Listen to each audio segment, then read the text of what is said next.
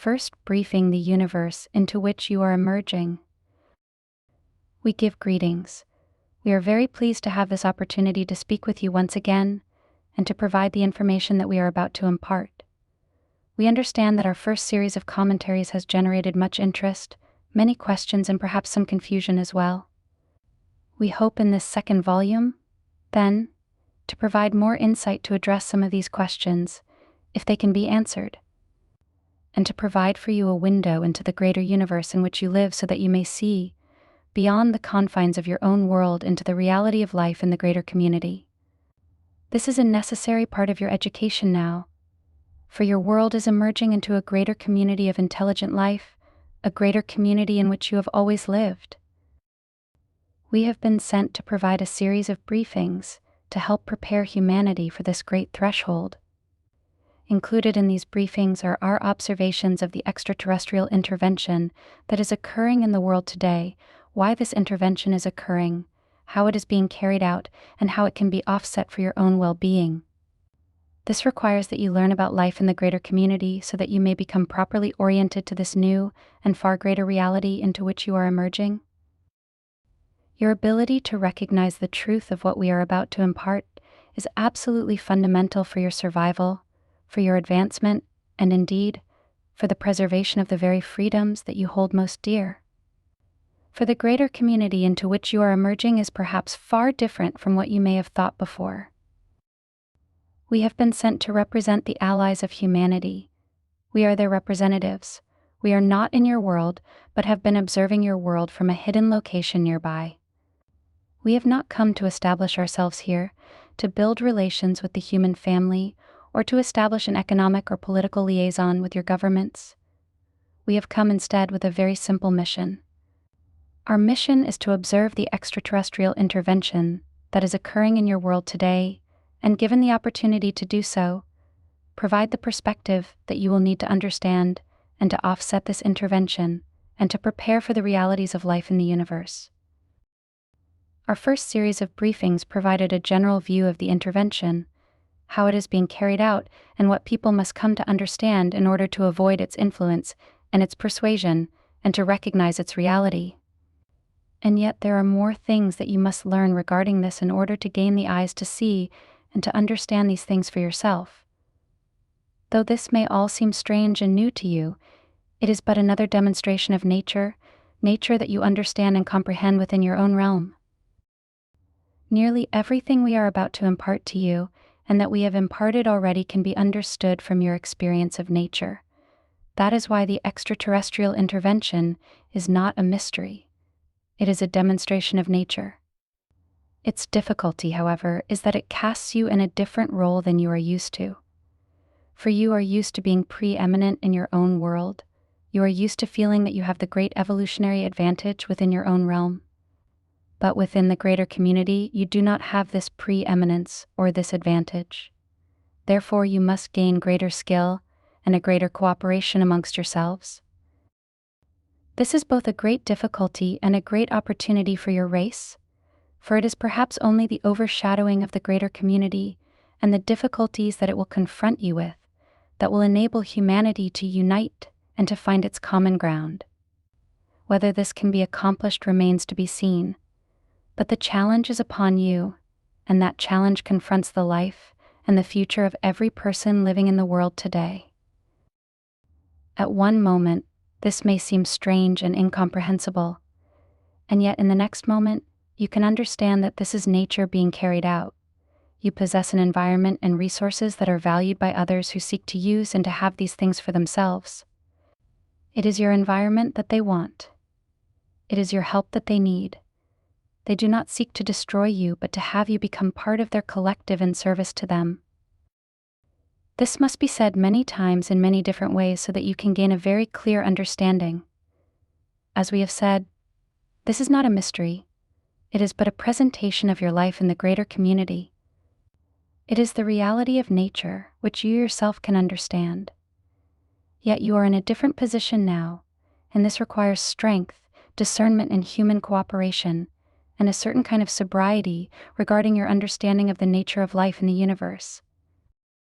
In this, our second set of briefings, We wish to give you a greater understanding and a greater vision of what life is really like in the universe around you. It is not merely a matter of perspective. Our range of experience in these matters is very great amongst us. We have our own unique perspectives, but there are certain realities that are obvious to us, for we are in a position to see them and recognize them. We have lived through the opportunities and the difficulties of these realities, all things that you have yet to experience for yourselves, and yet your allies abroad wish to save you from the great risks that you now face, the risks of emerging into the greater community. They wish to show you your need to preserve your freedom and your integrity as a race as you undergo this difficult and prolonged transition. This is the greatest challenge that any race in the universe will ever face, and its consequences will be lasting and far-reaching. And yet there are great forces for good in the universe, forces that work on behalf of individual freedom and the integrity of all life, forces that seek to nurture and to keep alive the greater spiritual knowledge that resides as a potential within all sentient beings. Your allies represent but a small expression of this greater force. For wherever there is life, there is the integrity of this spiritual knowledge. It is not merely information, it is a living presence. We wish to demonstrate the reality and the meaning of this knowledge and why it is so very fundamental to your success in healing the wounds of your world and in meeting the one great challenge that can unite and uplift humanity. The universe is full of life, but the universe is immense. An intelligent life living in the physical manifestation is scattered about a great and vast arena. It is concentrated in some places more than others. In some ways, this resembles the maps of your countries, where there are large areas where many human people are congregated, and there are areas where very few people live at all. Between these areas of great congregation in the universe, there are trade routes, great roads that are heavily traveled. In sparsely populated areas, there are very few routes, many of which are rarely if ever traveled. We want to give you this analogy of the dispersal of intelligent life in this galaxy. We have never ventured beyond the galaxy, so we cannot speak of the other possibilities. Yet within this galaxy alone, there is such a diversity of life. We ourselves have only seen a very, very small part of it, for the galaxy is very great. Your world exists in an area of congregation, an area that has many inhabited worlds. You do not see this within your own solar system, but beyond your solar system, this is most certainly true. You do not live in a sparsely populated part of the universe. You do not live in a region that is uncharted and unknown to others. This gives you certain disadvantages because your world is being scrutinized by many powerful forces. They are seeking an intervention now because humanity has reached a point in its development where it has built an infrastructure that other races believe they can use for themselves. This is why the intervention did not happen at an earlier time. It was allowed for humanity to discover the resources and build the infrastructure first. In other words, you did the work for those who believe that you will serve them in the future. Therefore, you do not live in a distant and remote part of the galaxy. This you must understand. Travel in space occurs along certain routes or avenues, just like in your world. Certain roads are heavily traveled, others are rarely traveled. Your world exists in an area of considerable travel, which means there are many races using these routes for commerce and trade. Within this region, there are several emerging races such as your own, all being carefully watched by others. As we have said in our previous discourses, the greater community into which you are emerging is a competitive environment on a scale you can hardly imagine. Trade and competition for resources, for alliances and for worlds that have strategic value, are considerable. And yet, the situation is far more complex than it might seem at first. Conquest of other lands is not tolerated in well-inhabited areas. Because of the competitive environment, there are restraints. Rules have been established over a long period of time regarding how trade will be conducted and what rules and guidelines will be followed. The violation of these rules brings retribution from one's adversaries and competitors, and so there is a system of checks and balances. This system is generally obeyed, but as is so often the case, exceptions are sought in many different ways. It is important for you to know that it is not allowed for your world to be invaded, militarily speaking.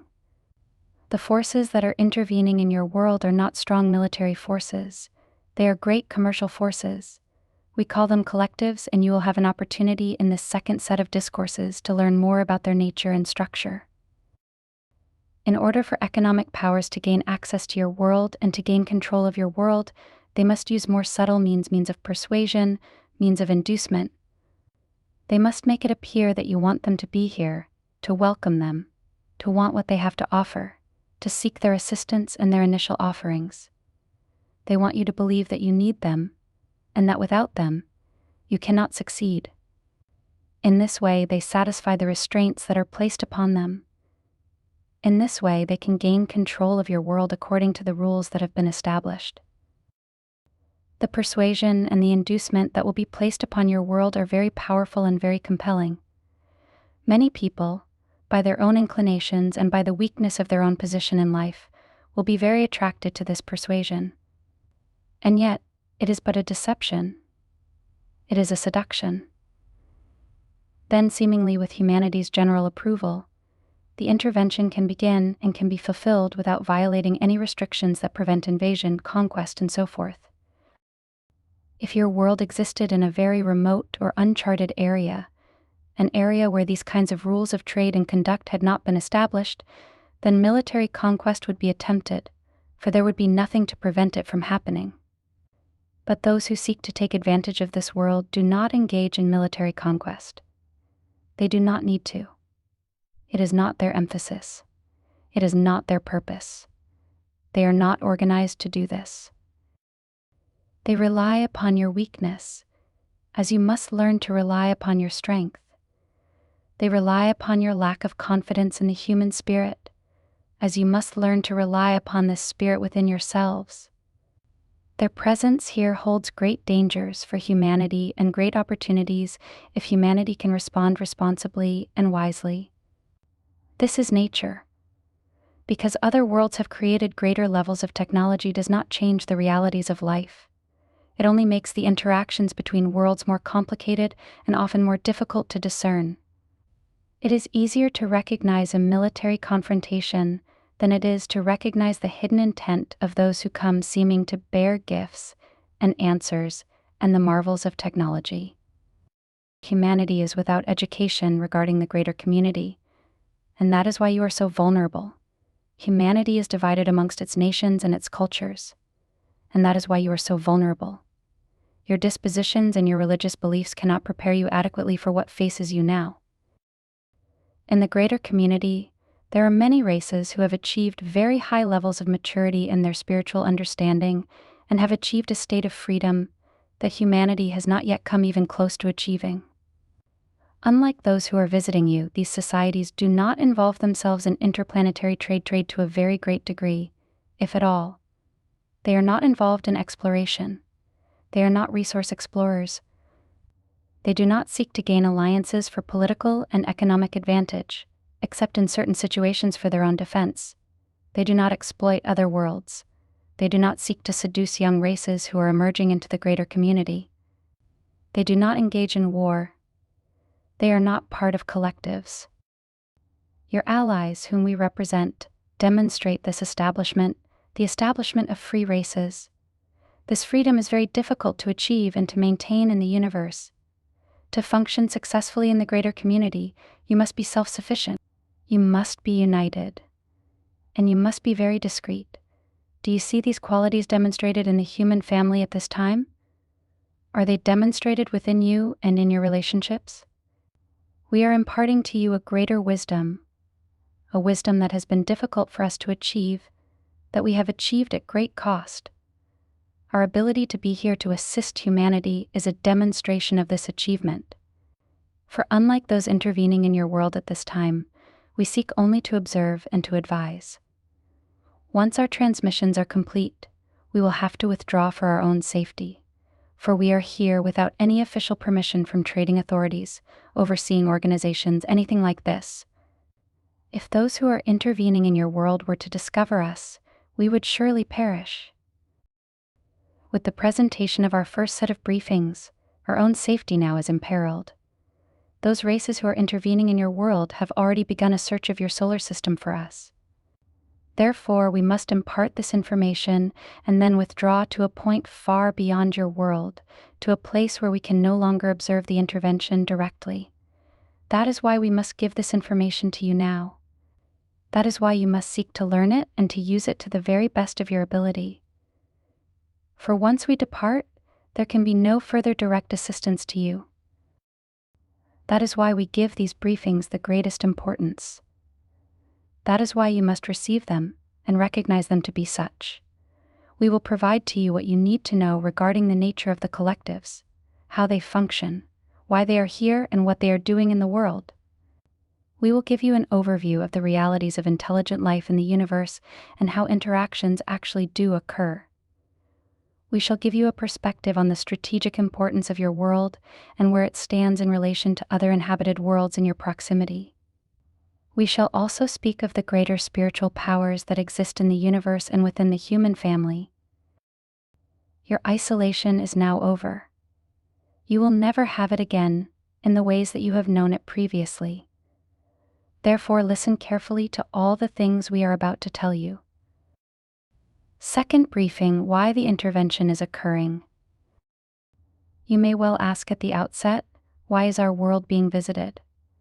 Why is there an intervention? There are several answers to these fundamental questions, some of which are obvious and some are not. Obviously, you live in a beautiful world with great biological diversity.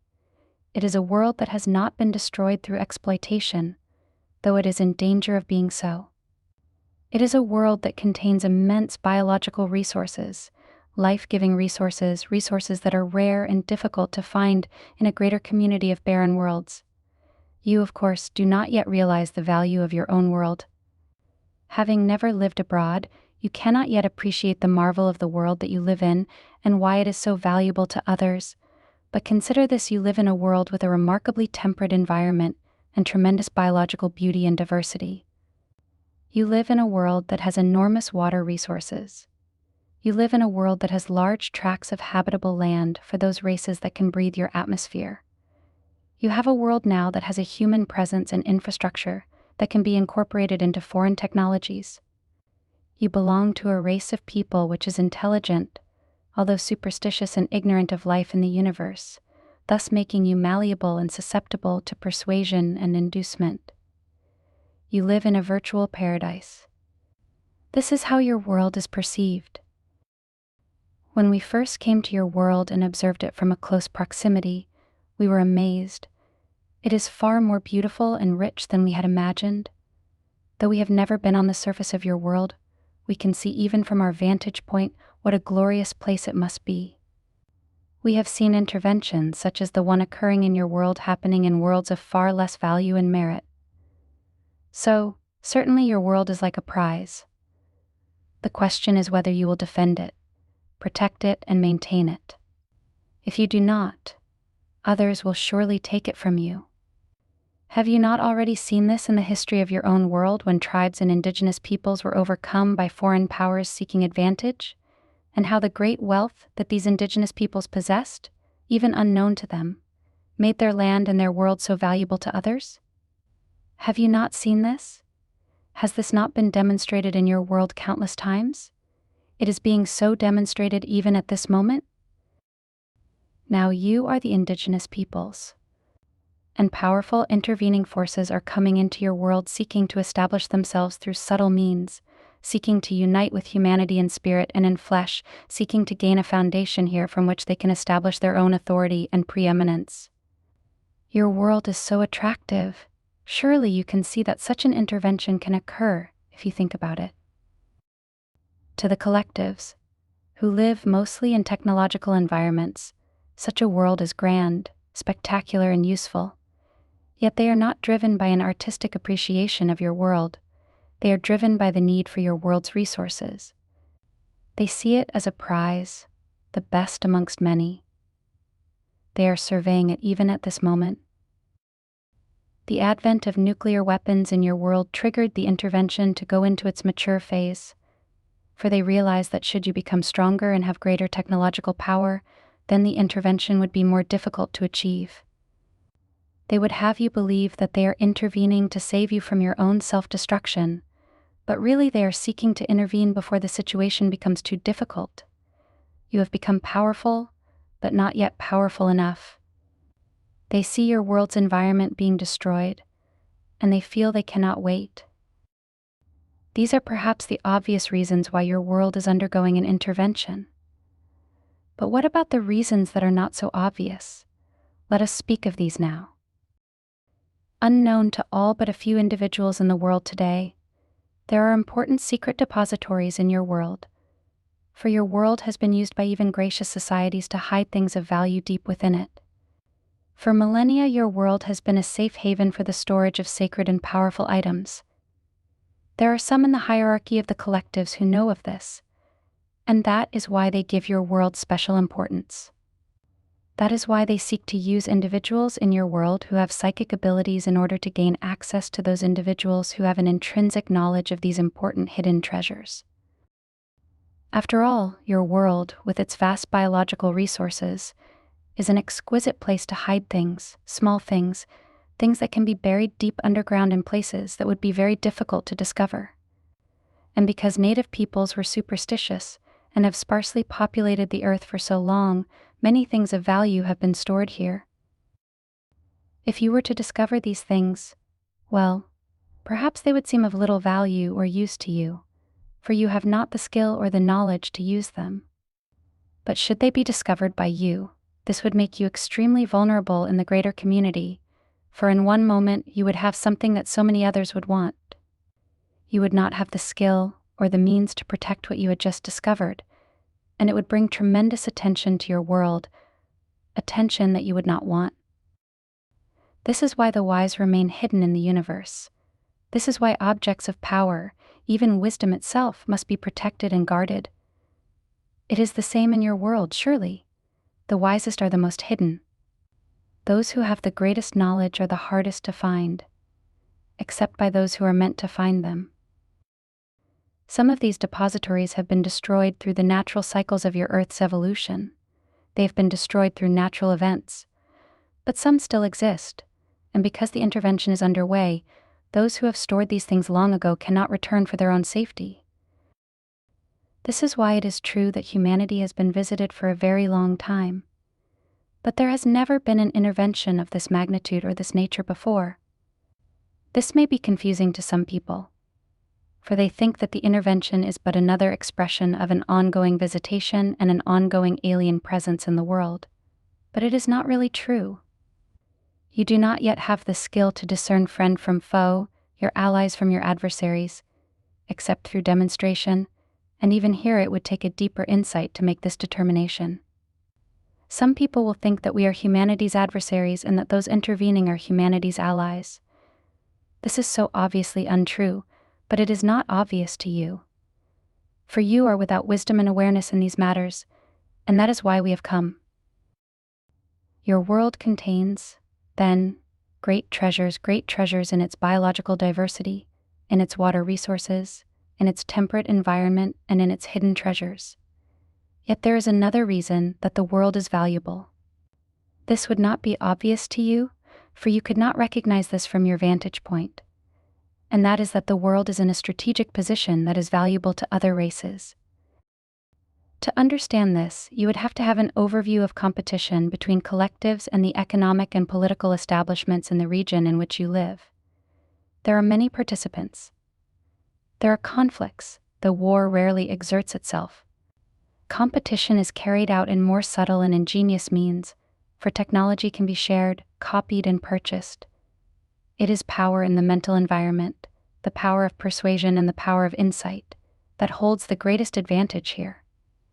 Humanity does not yet realize this, for it is still brutish in the exertion of its powers. But your education about the greater community must begin at some time, and surely this is the time. Your world's strategic position adds to its importance. There are several collectives competing for preeminence in your world. They are competing with one another, though they are not at war.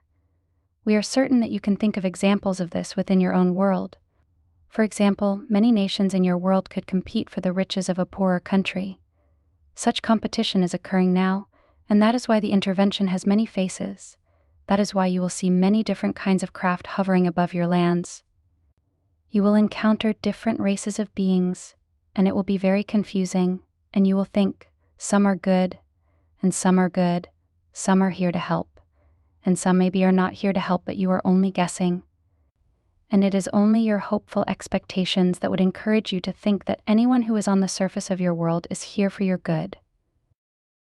Your allies will not intrude.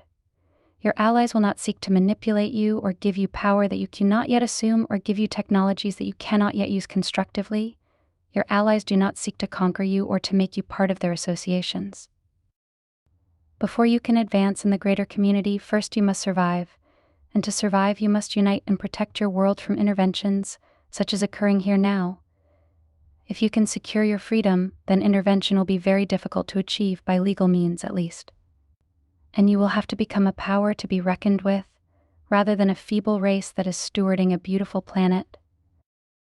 We believe in the great truth and power that exist in the human heart, or we would not have made the long journey to come here, or placed ourselves at such great risk to spend these years observing the intervention and its activities. Your allies believe in the promise of humanity. However, such respect you will find rare in the greater community. For as is true in so many places, your value and your worth will be determined by what you own, what you can trade, what you can sell, what you can surrender. This is life. This is nature. Technology does not change this. You must learn this. If you believe that technology is your salvation, you will be saved for another race who is technologically superior to you. Please hear our words here. We speak from great experience. We cannot prove these things to you until you can see them yourself. And when you see them yourself, it will be so obvious. The intervention is so obvious. But who can see it? From your vantage point, it is far more difficult to recognize, and until you can have a greater community education and perspective, until you learn about the realities of the greater community, how can you possibly understand? Your heart will know. But can you listen? People want a happy outcome. People want to avoid conflict and challenge. People do not want to change necessarily, yet that is not what life brings. Humanity must become far stronger than it is today. Human freedom must be the rallying cry. So when you ask why our world, you must recognize these things that we have mentioned. What is obvious you will be able to see. What is not obvious you will not be able to see, but you can still understand. You may choose, of course, to distrust our words. You may believe that it is impossible that we could communicate to you in this way. You may doubt the whole process by which we communicate. You may cast away our counsel. We understand. But you must follow the wisdom that lives within you to really know, and if you really know, then you will know that we are being true with you. This is where the real proof will occur. If you seek a proof in demonstration only, well, you can be persuaded of many things, but only knowledge within you can be persuaded by the truth itself. It cannot be deceived. This is your strongest and greatest hope. This is the greatest power in the universe, and your visitors do not use it. This is the key. Learn the way of knowledge and you will have the key. If you want things to be shown to you, well, you will be led astray. You will be persuaded by other powers. You will follow what you want instead of what you truly know. The world will be given away, and the occupation will become complete. You live at a critical moment, perhaps the greatest moment in your world's history. You have come at a great time. Is this an accident? Is it a mistake? Or was it meant to be this way? You who may be unsettled in your life, seeking a greater reality and a greater meaning, surely you must consider this. You are the indigenous peoples of a world that is being visited for the purpose of conquest and domination. How will you respond? The choice is yours. We can only advise. No one in the greater community is going to come and rescue you. The wise do not do that. Perhaps you question this and say, why not? You must trust us in this matter, because should we intervene in a military fashion, should we gather the strength to do that, our worlds would be jeopardized. we would be functioning outside our jurisdiction, violating the rules of conduct of that jurisdiction. Can you see this? Even so, if humanity is to become strong and independent in the universe, it must establish its own strength and independence. It cannot be rescued. What is confronting you is the reality of life in the universe. It is not an evil power. It is not a sinister force. It is just the strong taking advantage of the weak, if it can. That is nature. That is life. Until you reach a greater spiritual understanding and understanding of knowledge, then that is the life that is real. Knowledge is as rare in the universe as it is within your own world. Many people place all their hope on being saved by a greater race. How will they know their allies from their adversaries? They are but ripe for the intervention. They will seek to unite with the intervention, believing it will save humanity from itself, believing what your visitors themselves believe, for they are convinced that humanity is far too unruly, disorganized and unworthy even to live in such a valuable place. You cannot have a fanciful, romantic view of life in the universe if you are to understand it and prepare for it accordingly. You must have wisdom and sobriety. You must be without self-deception in this matter. You are living in an environment of tremendous persuasion. Not only persuasion between people, but persuasion from forces in the greater community that are in your midst. How will you overcome and offset this influence in your life? We must be emphatic and repetitive in what we are emphasizing because we want to assist you in overcoming these influences that would keep you in a state of confusion or ambivalence regarding the very forces that are threatening your well-being at this time. You have never been in a situation like this before. Certainly, you have never faced an intervention of this magnitude. People will deny its existence. They will laugh at it. They will scorn it. They do not want it to be true. They do not want it to be real. But that does not change the reality. Since our first set of briefings, we understand that many people have asked about our names and our identities, where we have come from, and so forth, as if they must know these things in order to trust our words.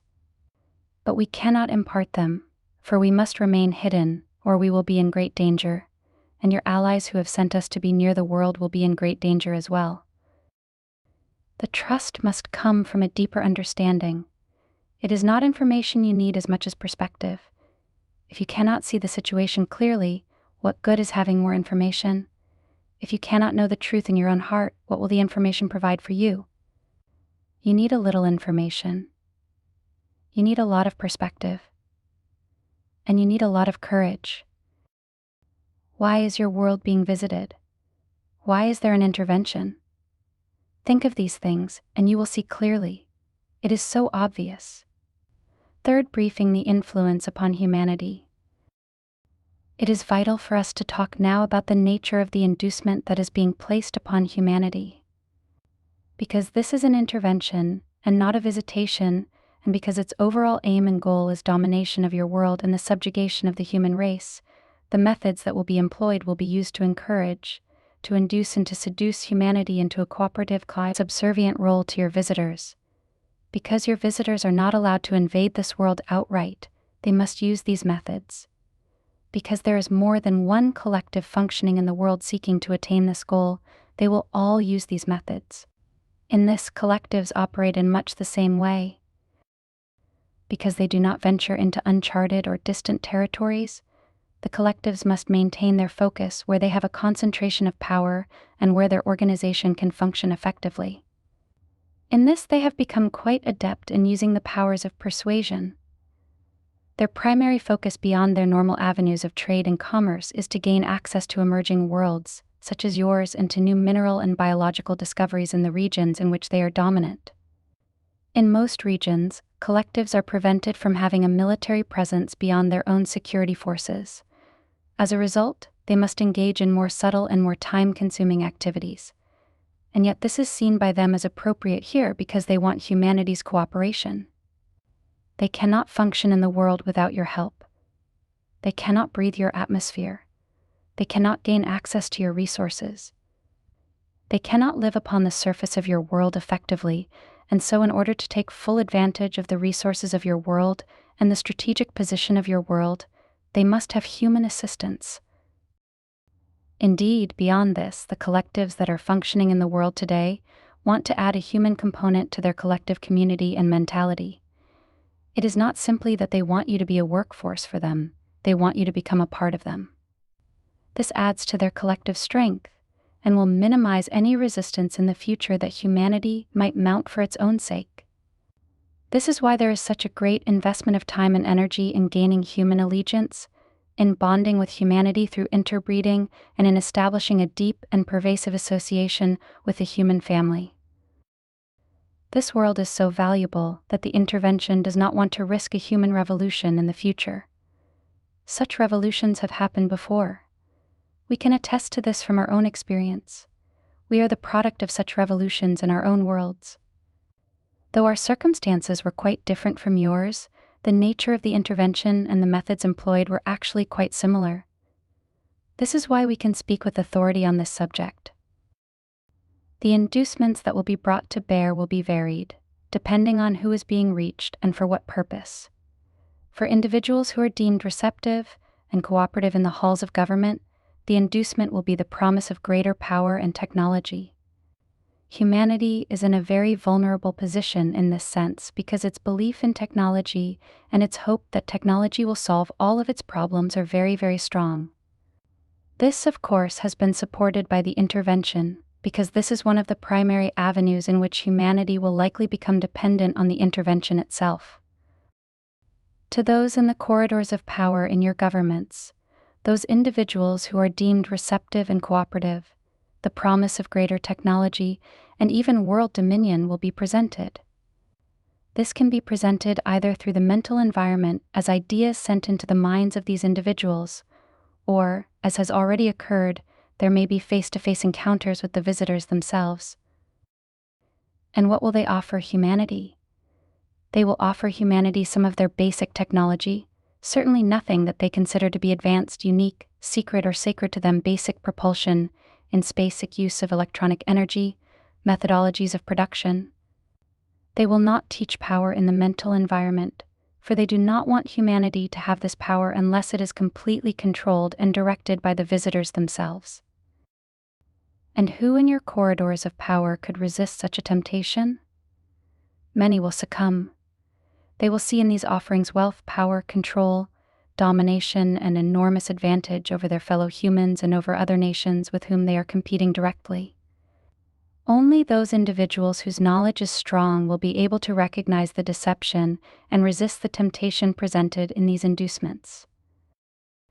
People in positions of great economic power and wealth, if they are deemed cooperative and receptive, will be reached as well. And again, who amongst them can resist such a temptation, such a promise of wealth, power, and control?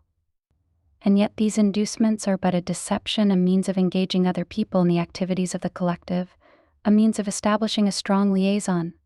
Those people who are contacted, those individuals who fall prey to this deception, will not understand the real meaning behind it. And whatever strength and power is given to them will only be a temporary bestowal. As we have said, the visitors need human assistance. They also need human leadership. The collectives do not have that many individuals functioning in this world, and so they need a hierarchy of human authority to serve them. They need the infrastructures you have already built. This again is why they did not visit at an earlier time. This is why the intervention has been delayed until this era in human development. The intervention needs governments, it needs religions, it needs all of this functioning structure through which its organization can flow. Therefore, at the outset, they must gain alliances. They must gain followers. They must gain assistance from individuals, especially those whom they deem to be in positions of power and authority. We have already spoken of this in the first set of our briefings. And yet it needs to be repeated, for you must understand that these things are happening and have happened already.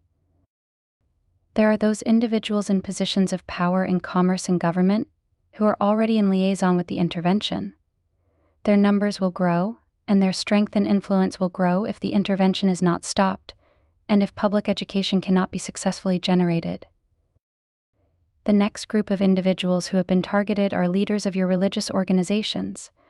Those amongst them who are deemed receptive and cooperative will be targeted, and ideas and information will flow into their minds until such time as a direct encounter can be arranged. What will be offered to each of them is the promise that their particular religious organization and teaching will become predominant in a new world order. And even beyond that, it will be promised to each of them that their religious teaching, being greater than the others, will be able to extend beyond the world and have influence in the greater community itself. What devout religious leader could resist this temptation to have their tradition grow and extend even beyond the confines of this world? Not all leaders will be contacted. Only those who are deemed to be receptive and cooperative and who could become sympathetic and functional within the intervention itself. Interventions are part of your own human history. We understand that such things have happened countless times. As greater nations attempt to overtake weaker ones, they seek to seduce the leaders of those weaker groups and nations with promises of power and authority and gifts of technology, mere trinkets. How effective this has been. Yet this is not unique to your world. It happens throughout the universe. Leaders of your religious organizations will be given the promise of preeminence in your world. Even their beliefs will be acknowledged, yet this is but deception again. The visitors do not care about your religions. They believe they are only the folly and the superstitions of humanity. Having no religion of their own that you could possibly recognize and understand, they will seek to use yours in order to garner your allegiance to them. The collectives believe this is entirely ethical, for they believe that humanity will destroy the world without their intervention. This is of course untrue, but this is their belief, and they feel that such methods are needed to secure the end that they are attempting to achieve. The collectives justify these behaviors because they believe in the superiority of their race and in the necessity of their mission here in the world. Their thought is, why let the natives ruin the world when we can run it for them, and we can teach them the great value and benefit of our collective community? This is why you must not view the intervention in a superstitious manner. The visitors are not angels, and they are not demons.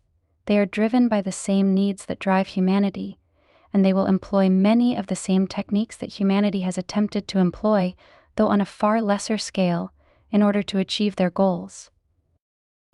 Next, the inducement will be focused upon two distinct groups of individuals. Actually, these are not groups of individuals, but really classifications of individuals. The first are those who are considered psychic and sensitive. The inducement here is to validate their sensitivity and to induce them into the collective mind of the intervention itself. Here, these individuals will be encouraged to support the intervention, and their own beliefs regarding the frailties and the sinfulness of humanity will be encouraged. And their hope that some greater power from beyond the world will come to rescue humanity from its own demise will be greatly encouraged. Here it will be taught to them that they are part of a greater association of life that is demonstrated by the intervention itself. Here their religious views and aspirations will be encouraged but directed towards the collectives. These individuals will be told to trust in the extraterrestrial presence that is in the world, that it is here to uplift humanity, to transform humanity, and to rescue humanity from its own errors. They will be encouraged to become its representatives, to become its speakers, to inspire others to give their faith and their trust to the extraterrestrial presence, and to become part of this movement in consciousness, this great evolutionary change that is occurring in their midst. Yet these individuals, without knowing the real nature or intentions of the intervention, will unwittingly become its speakers and its representatives. Having become part of the visitors' pacification program, these people will now pacify others and bring them to the intervention. So while the visitors seek liaison with individuals in positions of power in government and religion, they also seek to establish emissaries throughout the human population. For those sensitive individuals who cannot become receptive to and cooperative with the intervention, their skills and abilities will be thwarted and offset. If such individuals begin to gain an insight into the real nature of the intervention, they can become the target of real mental disruption. In addition, amongst the sensitives and the psychics, There will be a search for those few individuals living in the world today who have an inborn and intuitive awareness of the depositories. The search for these individuals is underway. The visitors understand that the key to human allegiance is the quest for power, wealth, and spiritual fulfillment. Here people will operate against their own best interests if they believe that their activities are ordained and supported by a greater power. We have spoken of this already in our first series of discourses. Yet again, we must elaborate on this point. Perhaps you will see those who claim to be psychic and sensitive being supportive and encouraging people to trust and to believe in the presence of the visitors, believing that the visitors represent a spiritual awareness, a spiritual force, even evolution itself. The visitors will tell them, "Look, we have no war. We live in peace and cooperation. You have not achieved these things. Therefore, trust that we are able to give them to you and teach you the ways of cooperation and teach you how to live in peace, harmony, and equanimity." Who amongst the idealistic can resist such a temptation, having lost faith in the human spirit? Having disavowed human institutions to a certain extent, they now look to the heavens for help, for inspiration, and for salvation itself. And when they are taken by the visitors or contacted by the visitors, such predispositions put them in the perfect position to become receptive to the intervention and to become emissaries for the intervention. Those who will not cooperate will be given confusing information. They can even be tormented mentally unless they call upon the power of the unseen ones, the angelic presence, to help them. And they must gain a strong position of resistance to the intervention with a real understanding of its motives. Our words will give them strength and encouragement. This, in part, is why our message is so urgently needed in the world today. The next group who will be contacted will be those who are zealous representatives of their own religious traditions. Their fundamentalism is very close in many respects to the philosophy and the mentality of the collectives. The collectives support only one view of reality and only one view of community, and they hold this in reverence almost to the point of it being a religious emphasis. Those people who are zealous, especially those who are filled with anger and resentment against the world and against those who they see oppose them, will become prime candidates to espouse a cooperation with the collectives and the destruction of those who stand against the collectives. This is a very difficult and dangerous situation, for the visitors will use human allegiance and their human emissaries to carry out their destructive activities in the world. It will not be the visitors who will destroy those who will not and cannot cooperate. It will be the visitors' human counterparts, their human representatives, who will carry out such destruction. In this way, the real nature and purpose of the intervention remains hidden, and such acts of violence will simply be attributed to human error and to human violence and demonstrate the need for the intervention. For the visitors again will say, "Look at these terrible acts of violence. We are not violent. We do not come with weapons of war. We do not destroy you. This is the result of human ignorance and human depravity. We will teach you how to outgrow all of these things." So even the violence that is perpetrated by the intervention will be used by the visitors to support their superiority and to contribute to the illusion that they themselves do not use deception, manipulation, or force to gain their advantage. Clearly, there are individuals in your world who are very zealous in representing their religious beliefs and aspirations. The unseen ones have told us much about this, and we of course have seen this in many other worlds. It is not unique to humankind.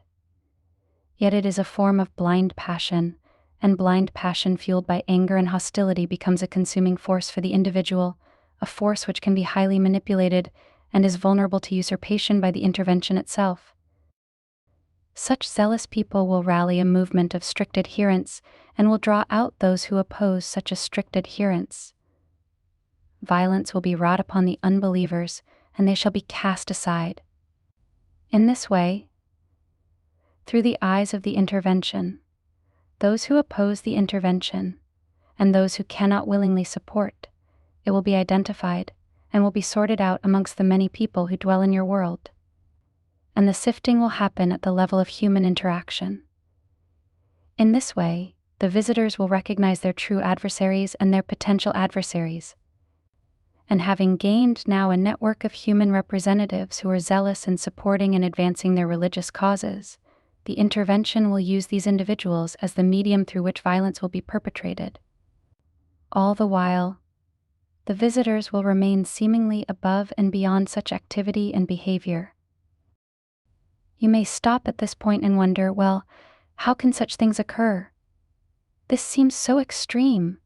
This seems so negative, so awful. But for anyone who has studied human history, you will see demonstrations of all of these things. We are speaking of religious manipulation, interbreeding, violence wrought upon adversaries, particularly in situations where native populations are encouraged to accept and to receive their new visitors. It is far easier to govern one who believes in your cause and is cooperative than it is one who is simply being subjugated.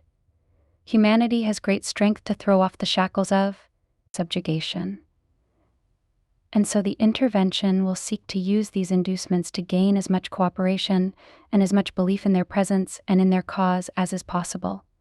They will employ individuals in positions of power, those who have great sensitivities and psychic abilities, and those who are zealous representatives of their religious traditions, to foster and generate such cooperation. For the vast majority of people in your world, the intervention will be unknown and completely hidden. Yet for those who become aware of it, either because they have been taken or because they have witnessed evidence of the intervention in your world, these individuals will either be encouraged to believe and to support the intervention, or they will be cast aside and tormented by it. Already, there are individuals in your world, we understand, who have been cast aside and who are tormented, who have seen and felt and recognized things that they cannot incorporate into their understanding.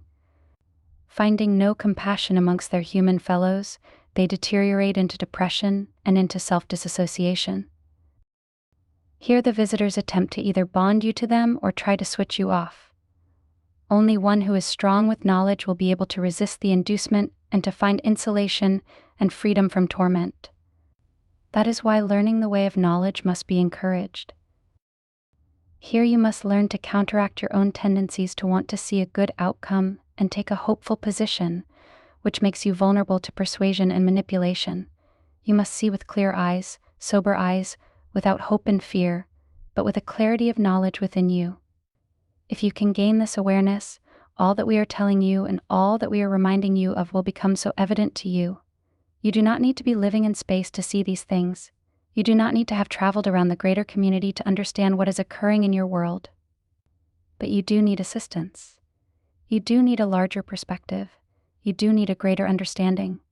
You need the encouragement to see clearly and not to give over your mind, your heart, or your world to any force that promises you peace, power, freedom, or equanimity. For these things must be born of your own nature and your own activities. They cannot be forced upon you or even given to you. You must achieve them and build them yourselves. At this point, at the outset, you must become informed, and you must become sober and wise. You may doubt our words, yet you will not find such a reassurance anywhere else, for we are the only representatives of your allies. The other extraterrestrial forces who are actually involved in your world, though they may try to present themselves as the allies and the saviors of humanity, are only here to gain your allegiance and to take control of your world. You have no friends amongst them. The situation is very clear but very difficult, very challenging. It is not ambiguous. Though you have many questions about life in the greater community and the reality of the intervention itself, many questions that even we cannot answer successfully, you can still see clearly what is happening and mount the necessary effort to resist it. You have the individual and collective power to do this. Though the visitors have a superior technology, the success of their entire mission rests upon their ability to persuade and to encourage human allegiance. You have the power to resist this. You have the power to see through the deception. It is not technology that you need now, but awareness, discernment, and inner conviction. The situation is very clear if you can see it, and once you see it, you will have no doubt as to what is occurring, and you will look about and you will see with great concern how others are mindlessly going along. or even encouraging the very thing that will take from humanity its own freedom and self-determination. As we have said, this whole phenomenon is not some mystical or complex situation that is beyond human understanding. It is nature being acted out subtly, with great skill.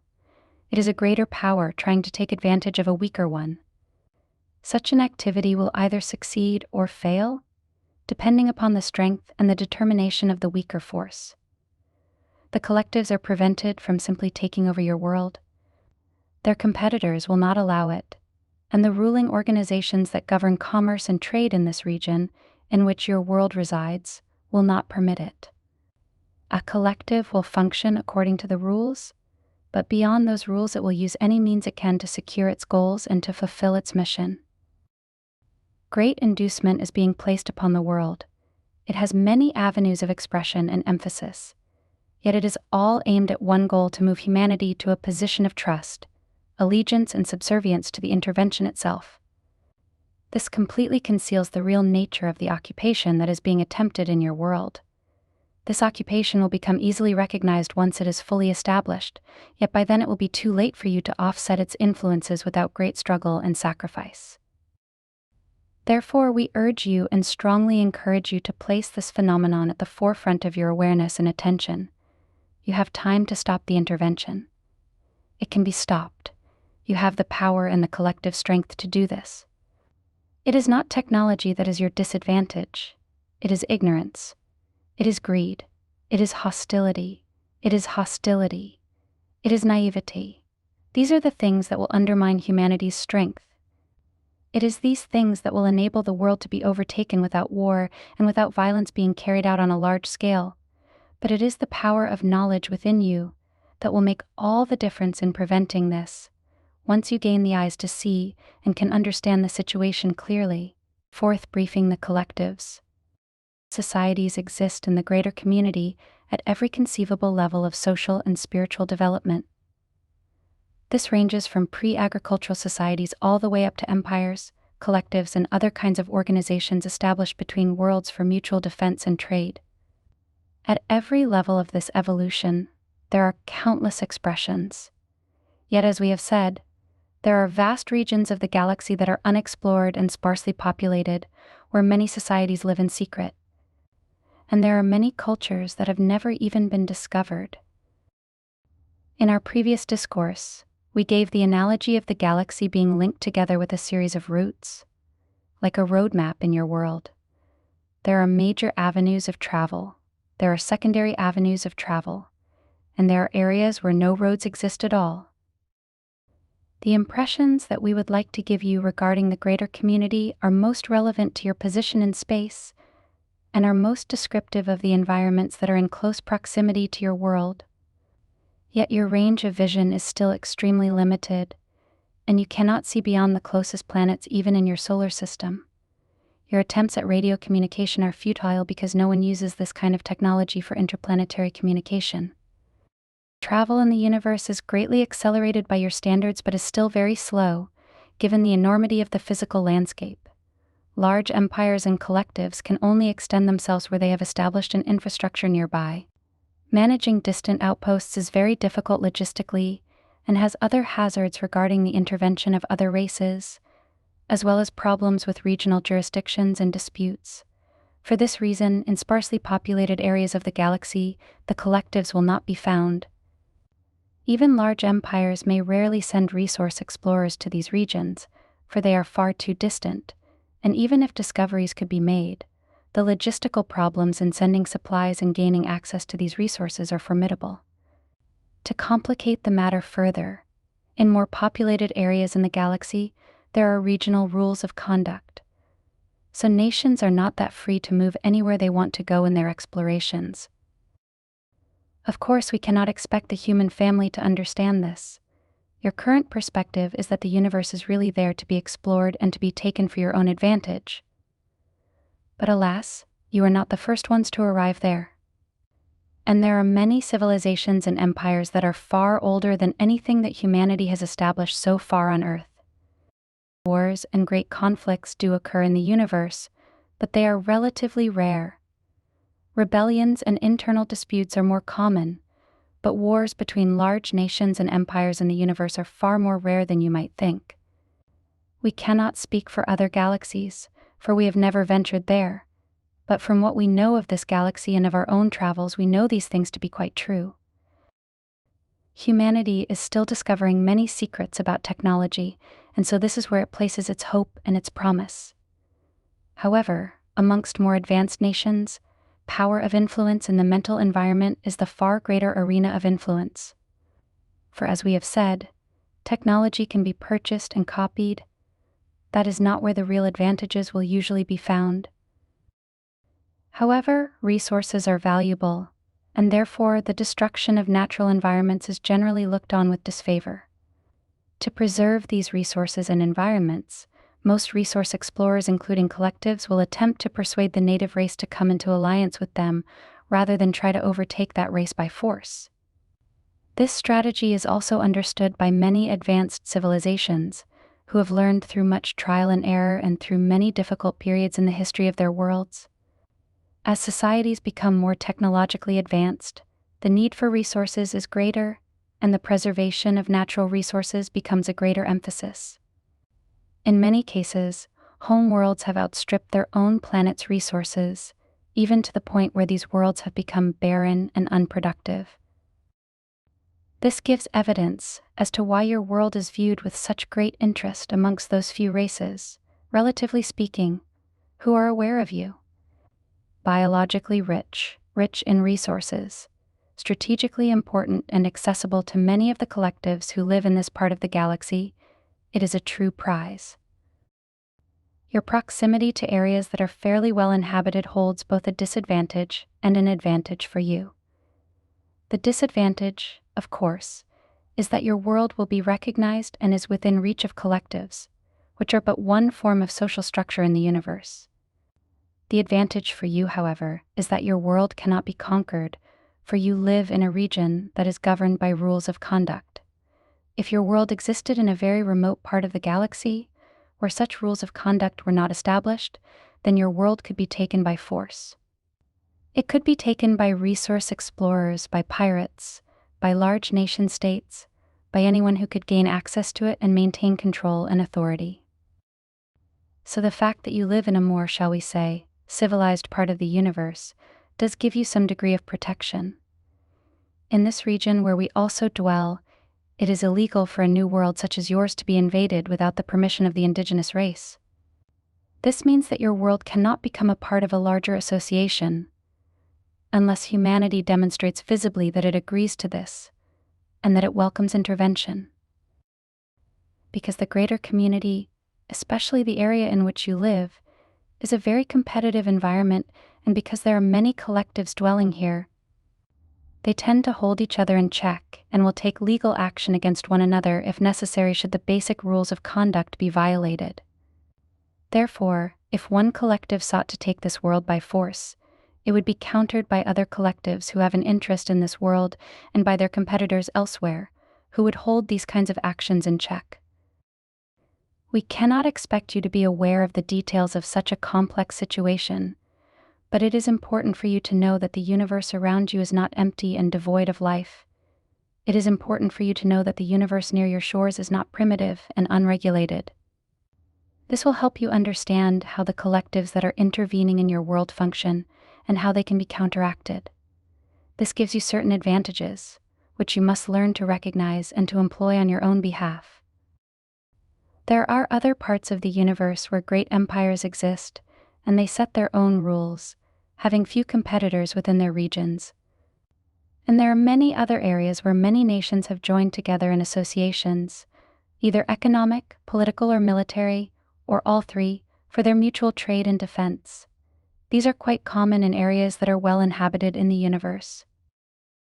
The region in which you live, which encompasses, by your reckoning, a very vast area, contains approximately 5,000 stars. We call this a region because that is how it is delineated. This is a very small part of the galaxy, as you can imagine, but quite large in terms of your interests and needs. In this region there are important rules of conduct, You have small empires, some of which you would call dictatorships and some of which are more democratic in nature. You have collectives, which are quite powerful but limited in certain areas of their influence.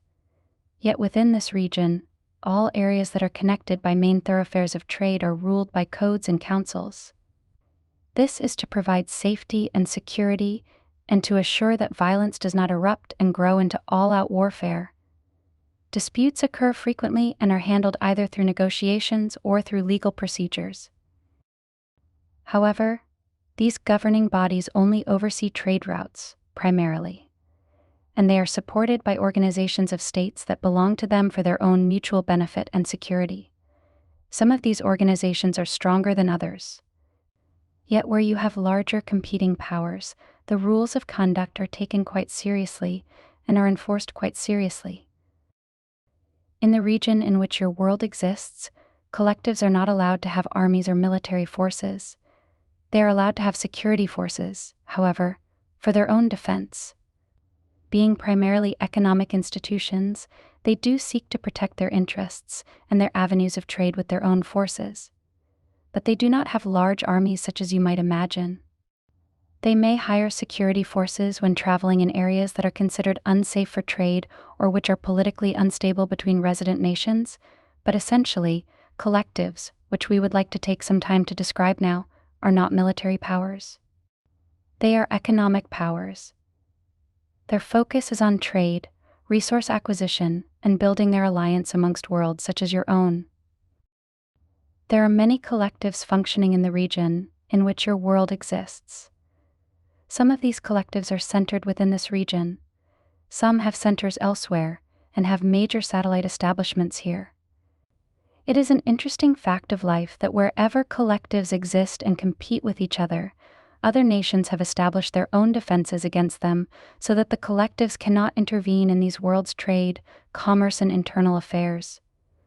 Because we are talking about many nations within a region, many of which have their own military establishments, the collectives then must abide by certain rules of conduct or face very grave consequences.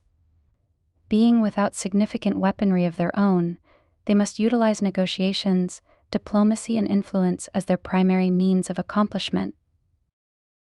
Therefore, those whom you are encountering in the universe at this time represent highly organized, very hierarchical organizations whose function is resource acquisition and development. Collectives, by and large, are made up of a series of races functioning at different levels of authority and command. Those who really control the collectives that are functioning in your world have probably not been encountered by anyone in the world yet. You have only recognized the worker classes who are bred to serve in specific functions.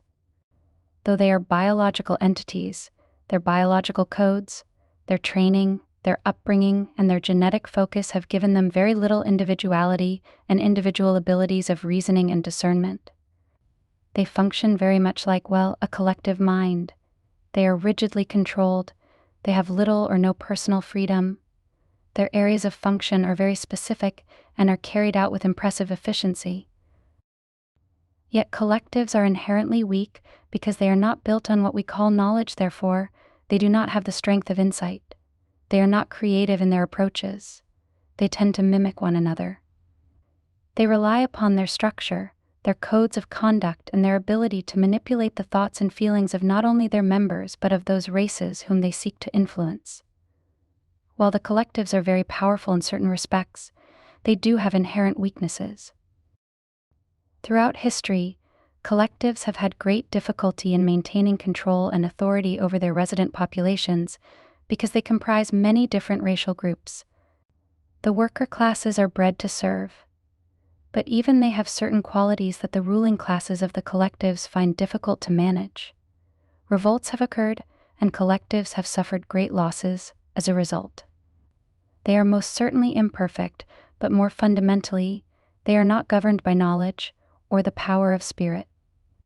This means that their defenses can be penetrated, their secrets can be uncovered, their activities can be revealed, and their deceptions can be comprehended by those who are strong with knowledge and who are free to see, to know, and to act. Other nations and regions, such as yours, deal with the collectives very, very carefully and do not allow them any kind of penetration into their world's internal affairs. Sometimes the collectives are viewed as a necessary evil to provide essential resources that are needed by these worlds. The collectives have great craft and great skill in the areas in which they are strong, and nations which have been able to interact with them successfully have had to maintain a significant distance and be extremely discreet. Certainly, interventions such as the one happening in your world would not be allowed by any race that understood its true interests and the realities of life in the universe. The fact that the intervention is well underway in your world demonstrates that humanity does not have this awareness and does not have the unity or the social cohesion to resist and to offset unwarranted and unwanted interventions such as this. We have been told that there are great economic organizations that have interests all around your globe and that employ different nations and different groups in service to these organizations. Perhaps this can serve, then, as an example. But collectives are far larger. They may encompass hundreds of worlds and planetary establishments and exist across vast reaches of space. They can have significant control and are always interested in gaining new allegiances and new members. Collectives are but one form of social structure in the universe. Collectives vary amongst themselves. Some are purely economic and secular in their establishment, focus, theory, and philosophy. Others have religious components. However, having religious components does not mean that they are religious in nature. It simply means that part of their philosophy encompasses spirituality, to whatever degree spiritual awareness exists in their members, and directs the spiritual awareness or interest, particularly amongst its ruling classes. Yet we have found with very few exceptions that collectives consider their own survival and their own structure to be the sole focus of their devotion. Their devotion is almost religious in nature, even though their organizations rarely are. If they were strong with knowledge, they would not be collectives. Fundamentally, a collective is different from an empire in that it has no source home planet. It is a group of planets that are dissimilar which have joined together, usually through conquest and persuasion, and have become a formidable economic force. Whereas an empire is usually centered in one world or in one region by one race, collectives are made up of many different races. We have never been able to penetrate the hierarchy of a collective, and so we cannot speak to the composition of its leadership in terms of their racial background. But we know that they are diverse and that they manage their diversity with a strict code of ethics and a hierarchical control that you would find totally oppressive. Certainly we could not live within such a society, although in our cases we came very close to having to do so. True democracy, as you would call it, exists in the universe, even in great manifestations, but it is far more rare than you might think. And certainly any true democracy would have to become very strong in its dealings with the greater community, very careful to avoid, if possible, interactions with collectives and other aggressive kinds of empires. There is no one empire or collective in the universe that is predominant. There is too much diversity in life.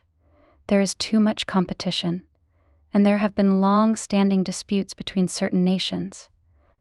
Advanced technology is abundant amongst many societies, so the advantages sought are not technological in nature. Though some nations are richer than others, defenses have become formidable in the universe against violent intrusion. Here again, the collectives have certain kinds of advantages in that they do not use force. They do not rely upon a military presence to achieve their goals. Our native worlds all exist either within the region of your world or nearby. We have all had to deal with collectives. We have all had to deal with resource explorers from other nations. We have all had to learn to protect and secure our freedom and to become as self-sufficient as possible, in many cases relying upon one another for essential resources for our survival and well-being. The more self-sufficient a world can become, and the more that it can sustain this self-sufficiency, the stronger and the more independent it will be by nature in the universe.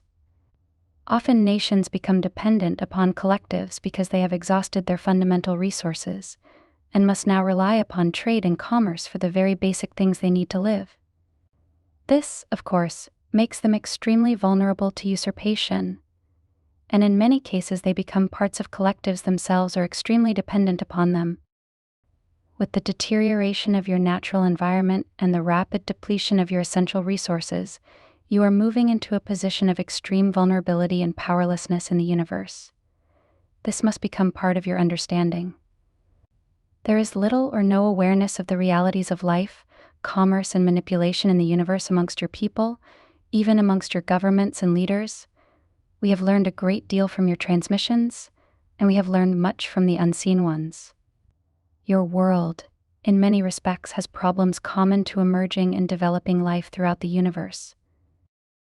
You have an inherent interest, then, in maintaining and sustaining your world's fundamental resources and in regenerating these resources successfully. Without this, the collectives will have a great advantage in their inducements. Without this, even if you resisted the collectives, eventually you would need what they have to offer: raw materials, energy, food production, advanced technology. All these things create a state of dependency, either to a collective or to many other kinds of states, nations, and organizations that are directly involved in trade and commerce. Clearly, your world would be at a great disadvantage if you could not bargain successfully for the very things that you need. Eventually, you would have to accept whatever terms are presented to you. The outcome of this then becomes obvious. You are incorporated into other worlds' infrastructure, whether it be a collective, an empire, or an aggressive association of worlds, all of whom are always looking for new territory and new resources. The unseen ones have told us in response to our first set of discourses that many people feel helpless and hopeless in the face of encountering all of these things. We understand this. We have faced such thresholds ourselves with very grave consequences because we did not prepare in time. However, as we have said, and must continue to emphasize, humanity does have the power and the skill to stop the intervention and to prevent future interventions of this kind. You have inherent knowledge that lives within you. This is what we mean by spirituality. You have enough individual power and enough technology to offset the kind of intervention that is occurring in your world at this time. You could drive the intervention out if you had the will to do it. But you must become educated about the greater community, and you must be very clear and sober about what you are dealing with at this time. That is why our counsel is so important, if you can receive it. Part of the inducement of the intervention is to discourage those who are aware of its real nature. In other words, for those individuals who become aware of the intervention, the focus of the visitors then will be to demoralize and to discourage them, to make them feel weak, helpless, and impotent in its face, to make them think that they are being visited by enormous powers with unlimited strength, and that they have absolutely no possibility of resisting the visitor's persuasion or offsetting the visitor's presence in the world. This is but part of the manipulation that is being perpetrated. For those who seem cooperative and receptive, the glorious benefits of collaborating with the visitors will be emphasized. For those who are doubtful about these things or who cannot be persuaded, then discouragement and demoralization will be the primary influence. Here, then, it is necessary for you to understand that your own sense of weakness and helplessness is not merely a product of your lack of self-trust, but is actually part of the manipulation that is being cast in your mental environment. We understand that the governments of your world encourage their populations to feel weak and dependent upon their government structure and authority. But we are talking about a greater and more pervasive kind of influence here. Humanity will succumb either because it is persuaded to do so or because it is discouraged from resisting. These are two forms of manipulation with a common goal. Therefore, you must not lose faith. You must learn about life in the greater community. You have strengths and you have weaknesses. The collectives have strengths and they have weaknesses. Your position in the universe has advantages and disadvantages. You also have allies who want to see human freedom protected and who want to see humanity emerge into the greater community as a free, united, and protected world. We support this everywhere, for this is the true spiritual inclination. In the universe in which you live, there are formidable forces of opposition against this. However, there are powerful forces that keep freedom alive and encourage it and nurture it wherever that can be accomplished. Therefore, understand that if you feel weak and helpless and overwhelmed, part of this feeling comes from the intervention itself. Here you must gain great confidence in the inherent goodness of humanity and recognize the real value of your freedom. You have never been challenged like this before. Your freedom has never been challenged as a race, as a people, as a world like this before. Yet everyone in the world can at least value the possibility of freedom and whatever freedom they may have at this moment. It is all at risk now. This is where you find your common unity. And this is where you heal your conflicts and your ancient animosities between one another. Here you settle your scores because now they do not matter. What matters is the preservation of human freedom and your preeminence in your own world. What matters now is the preservation of your world's resources for your own future survival and security. What matters now is that you recognize the intervention and take the necessary steps to thwart it and to stop it. This must happen at every level of your societies, at the level of government, at the level of religion, and at the level of the will of the common people. There are great spiritual forces in the world we know who support this and who encourage it, yet their influence and their voices can be overshadowed by the effects of the intervention and by the ignorance of people themselves. In our worlds, emissaries were sent to advise us of the impending danger that we faced from the infiltration of foreign powers into our worlds. We were being seduced as you are now being seduced to join in mutual benefits of trade and commerce. Those of us who were skeptical, and those of us who resisted such persuasion were alienated from our societies and were dissuaded and discouraged and demoralized to a point where we could not have the governing voice, where we could not represent the will of the people. If your people simply want little trinkets from the universe, new technological toys to play with, and you would give away your freedom and your autonomy for this, then certainly our words will not be enough. But the education must start somewhere, and it must reach those people who already have a sensitivity to the greater community. It must reach those people who value human freedom and do not take it for granted. It must reach those people who have already been affected by the intervention, either directly or indirectly. It must begin somewhere. You need to know you have allies in the greater community, but you also need to know that it will be human strength and human cooperation that will turn the tide in your favor. We cannot intervene beyond giving you our counsel. You must understand without ambivalence and confusion the real nature and purpose of the intervention in the world today. At this moment, your true allies are not present in the world. They are not walking the face of your world. They are not dwelling in your world. They are not influencing your governments and people in positions of power. They are not contacting your sensitives and your psychics. They are not trying to persuade those who are religious in their views.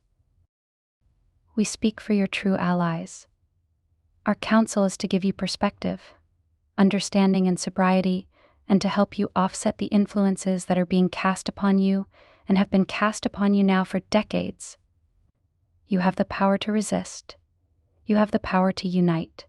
You have the power to cast off this influence. The collectives do not believe you will resist, and so they are less careful than perhaps they should be in influencing you. They think this project will be time-consuming but easy, and that the ultimate goal will be achieved without great difficulty. We must then speak to those people who are ready and able to respond. There is no other problem or dilemma in your life as critical as this. Anything that you establish on your own behalf for your nation, for your group, for your culture, or your religious tradition will be lost in the face of the intervention. You do not want to be part of a collective. You must trust us in this regard and consider our words seriously. There is no freedom there. You will become nothing but servants bonded to your new masters. And though those of you who represent your masters will have certain privileges, you will all be enslaved. And the power then to resist, though it can still be mustered, will have much greater costs and consequences. To those governing powers observing the collectives who are intervening in your world, it must appear that humanity welcomes the presence of the collectives. It must appear from the outside that humanity is in favor of this intervention. That is why there is such a great effort to secure emissaries for the intervention. and to have individuals in positions of power and leadership advocate for the presence of the visitors and affirm the visitors' promises of greater wealth, power, freedom, and peace. Can you understand what we are telling you here? This is a deception, both within your world and beyond. Until there is a strong voice resisting the intervention that is made known in public, it will appear to outside observers that the intervention is being welcomed by humanity and is being advocated by humanity. Already, the intervention has many speakers and representatives, but few vocal critics. Even your vocal criticism creates problems for the intervention. Even for people to speak out and say, no, this is wrong. We are being visited against our will. We are being persuaded and manipulated against our will. This must not happen. We do not welcome this, and we demand that the visitors leave. Until these voices are heard, it will appear to governing bodies and to those who compete with these collectives that they are here with human consent. Even to arouse a public outcry would have great benefit here for you. It is not that you have to physically remove the visitors. Instead, you have to demonstrate your displeasure with their presence and with their activities. You have to demonstrate sobriety regarding their inducements and their deceptions, and you have to speak out against their attempt to interbreed with humanity to create a new leadership here. You have to speak out against the abduction of people against their will, for these things are being carried out in secret. Even outside authorities do not know this is happening. We must keep emphasizing these things so that you can see and understand clearly. Raise your voice against the intervention, and the intervention is put at risk. Resist the intervention, and the intervention must stop, and the collectives must find other ways to gain your attention and your allegiance. As we said in our previous discourses, no one should be setting foot on your soil without your express consent. Your allies would not come here without this express consent, even though at an earlier time your allies did attempt to reach certain individuals in the world in the face of the intervention. Yet generally speaking, no true ally of humanity would intervene in human affairs. Do not think you can persuade those workers in the collectives whom you will most likely meet in your face-to-face encounters. They have not the discernment or the will to understand your perspective. They are only carrying out their duties as they have been bred to do. Though they are biological beings and still have the potential for spirit, the likelihood of you being able to persuade them is very, very limited. They are functioning mindlessly. They do not have the moral foundation you have. Personal freedom is unknown to them, and they do not value it, having been taught that personal freedom is chaotic, unruly, and destructive. They would not accept your pleas and your admonitions, and even those who manage and control them, though having greater authority, will not be able to comprehend your complaints or your persuasions. This is not how the intervention will be stopped. It will not be stopped by your creating dissension amongst its ranks. The intervention will be stopped because you have created a voice against it, and your people are united in preventing it from happening in the world. At this moment, alien craft come and go at will. People are taken at will. Biological resources are taken at will. Access to individuals in positions of power are made at will. There is not the collective agreement and resistance necessary to offset any of these intrusions, any of these violations of your fundamental rights. This must change, and it must start with someone. It must start with you, and with others like you, who have a greater awareness and sensitivity. It must start with those who can respond to a message such as ours and who have the inner trust to know that we are speaking the truth. Fifth briefing: what they want. As we have said, those who are intervening in your world today want to gain control of this world for obvious reasons and for reasons that are not so obvious. They see this world as a great prize, rich in resources, governed by a race that they believe is unruly and unworthy to be the stewards of such a wondrous place. They also value your world, as we have said, because of its strategic importance and because of the hidden depositories that exist in many parts of the world. But this does not fully answer the question as to what the visitors really want. Here we must open another door into the darker side of the intervention and, in doing so, reveal more to you the nature of commerce as it exists in this part of the galaxy. As we have said, the intervention is primarily a set of commercial forces, not military forces. They view your world for its prospects, for its resources, for its strategic importance, and for its hidden treasures. But what you must understand at this point is that they also value you. As we have emphasized throughout our briefings, they need human assistance to establish themselves in your world. They need the human infrastructure. They need human government and religion. They need your assistance to establish their operations here fully and reliably. And they will provide you a semblance of your former life in order to maintain human order and allegiance to the best of their ability. In order to accomplish and to maintain this, however, they will have to establish a very deep network of deception that we have been describing all along. Here you must understand that they regard you as a resource as well. They do not consider you to be their equals. They do not value your religions, your cultures, or your customs. They see you primarily as one of the resources of the world. As such, they seek to take advantage of you in all the ways that they can, that they deem to be profitable and valuable to their interests. To them, you are a potential asset. As an asset, you are valued only in what you are worth to them, how you may assist them, and what you may be worth as an entity and as a resource in and of yourself. You must stop to consider what this really means. It means that they consider you to be a biological resource, part of a network of resources that exists within this world. In this, they view you much the same way that you view domesticated animals that you use as a resource. You use these animals for a variety of reasons, we understand. And this is common in the greater community and worlds where such animals can be used as a food resource. We understand that you use your animals in many different ways, to provide many different kinds of benefits and substances and so forth. This is how you appear to those who are visiting your world, to the intervention. They do not consider you their equal. They consider you their resource. What you may not understand is that each year thousands of people are taken and not returned to the world. These people are not simply conditioned, they are kept. Some of them perish in captivity. Some of them do not survive the process of their capturing. Some become sick and die. Those that cannot survive and are still seen as useful to the intervention are used as a biological resource. That means that their blood, their body parts, everything is used according to its value in the greater community.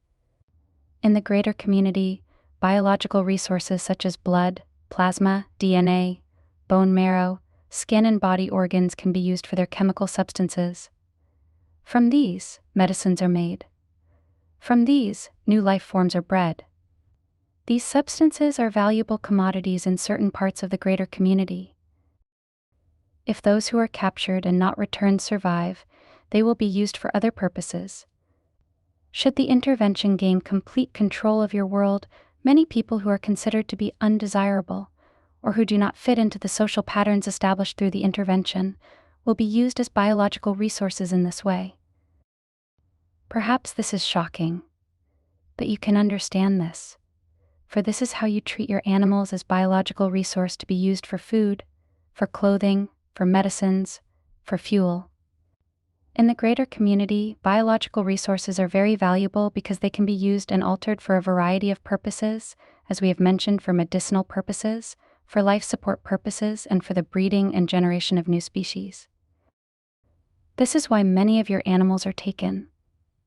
They are not simply taken to provide blood products for the interbreeding program. They are taken because these blood products themselves are highly valuable and can be traded very successfully. In technological societies such as the collectives, biological resources are extremely valuable and difficult to find in the greater community.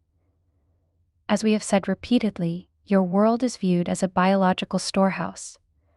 So while the visitors want the mineral resources of your world, they also want things that are much more elemental to the needs of life.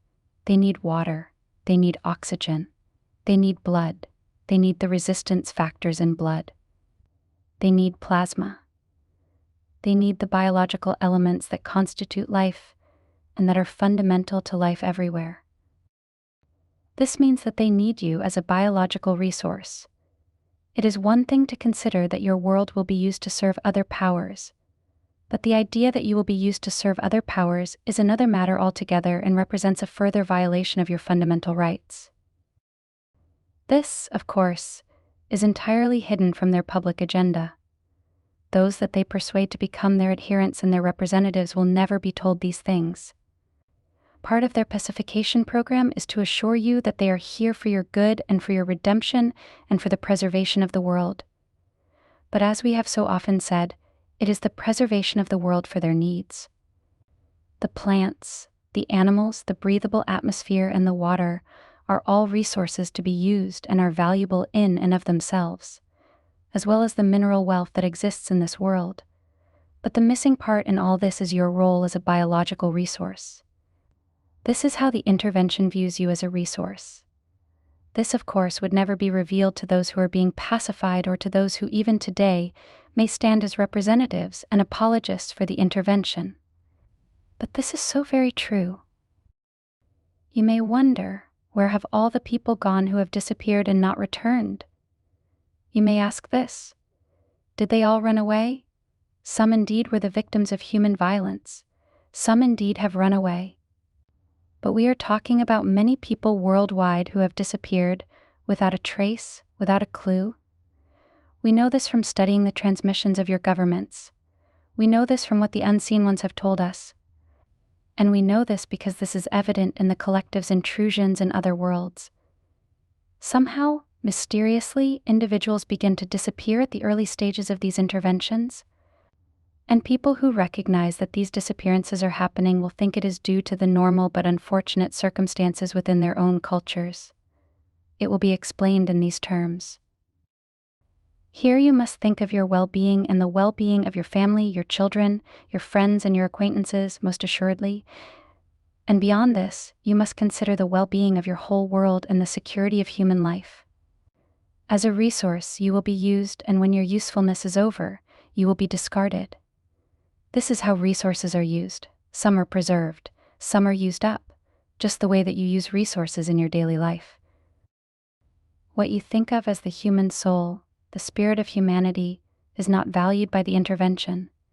This violation is so complete and so thorough, and it is occurring already in all of its manifestations. Look into this matter and think for yourself, and you shall see for yourself. We are giving you the perspective of looking from the outside in. This gives you an objective view of the circumstances of your world and the forces that are acting upon it. As we mentioned in our first set of discourses, should the intervention take full hold and an occupation be established here completely, then the human population will be reduced into an efficient working class. How will this be accomplished without producing outrage and revolution among the human population? It will be accomplished through the disappearance of people. It will be accomplished by the isolation of those who are considered to be uncooperative or dissenting. They will be taken away, to be seen no more. And while there will be the appearance of normalcy in human affairs, behind the scenes everything will be changed and will be managed by a different set of powers. It is hoped by the collectives that this can be accomplished for as long as possible and that a revolution will not begin, for that would be very costly to their endeavors, and very costly to humanity as well. The visitors are here to do business. You are part of the business: your hands, your eyes, your reproductive organs, your blood, your plasma, your biochemistry. This is all part of their business. To them, you are like intelligent livestock, useful, interesting, and commercially important. At the outset, they will treat you with deference, those of you who may encounter them face to face, but they will give you no power. They will not give you a choice. They will only try to convince you of the wisdom of their ways and the necessity of their presence in the world. And should you decline or should you resist, they will make life difficult for you, or they will discard you for later use. Some of those, we understand, who have not returned to the world were those who fought against them and were eliminated as a result. How do we know these things? We know them because we understand the collectives. We understand their legal commerce, and we understand their illegal commerce. They want to use every part of the world, and they want to use every part of you. just like you would want to use every part of the cow or the sheep or any other domesticated animal that you breed for your own purposes. How do we know that they are doing these things in the world? We know because we are monitoring their communications.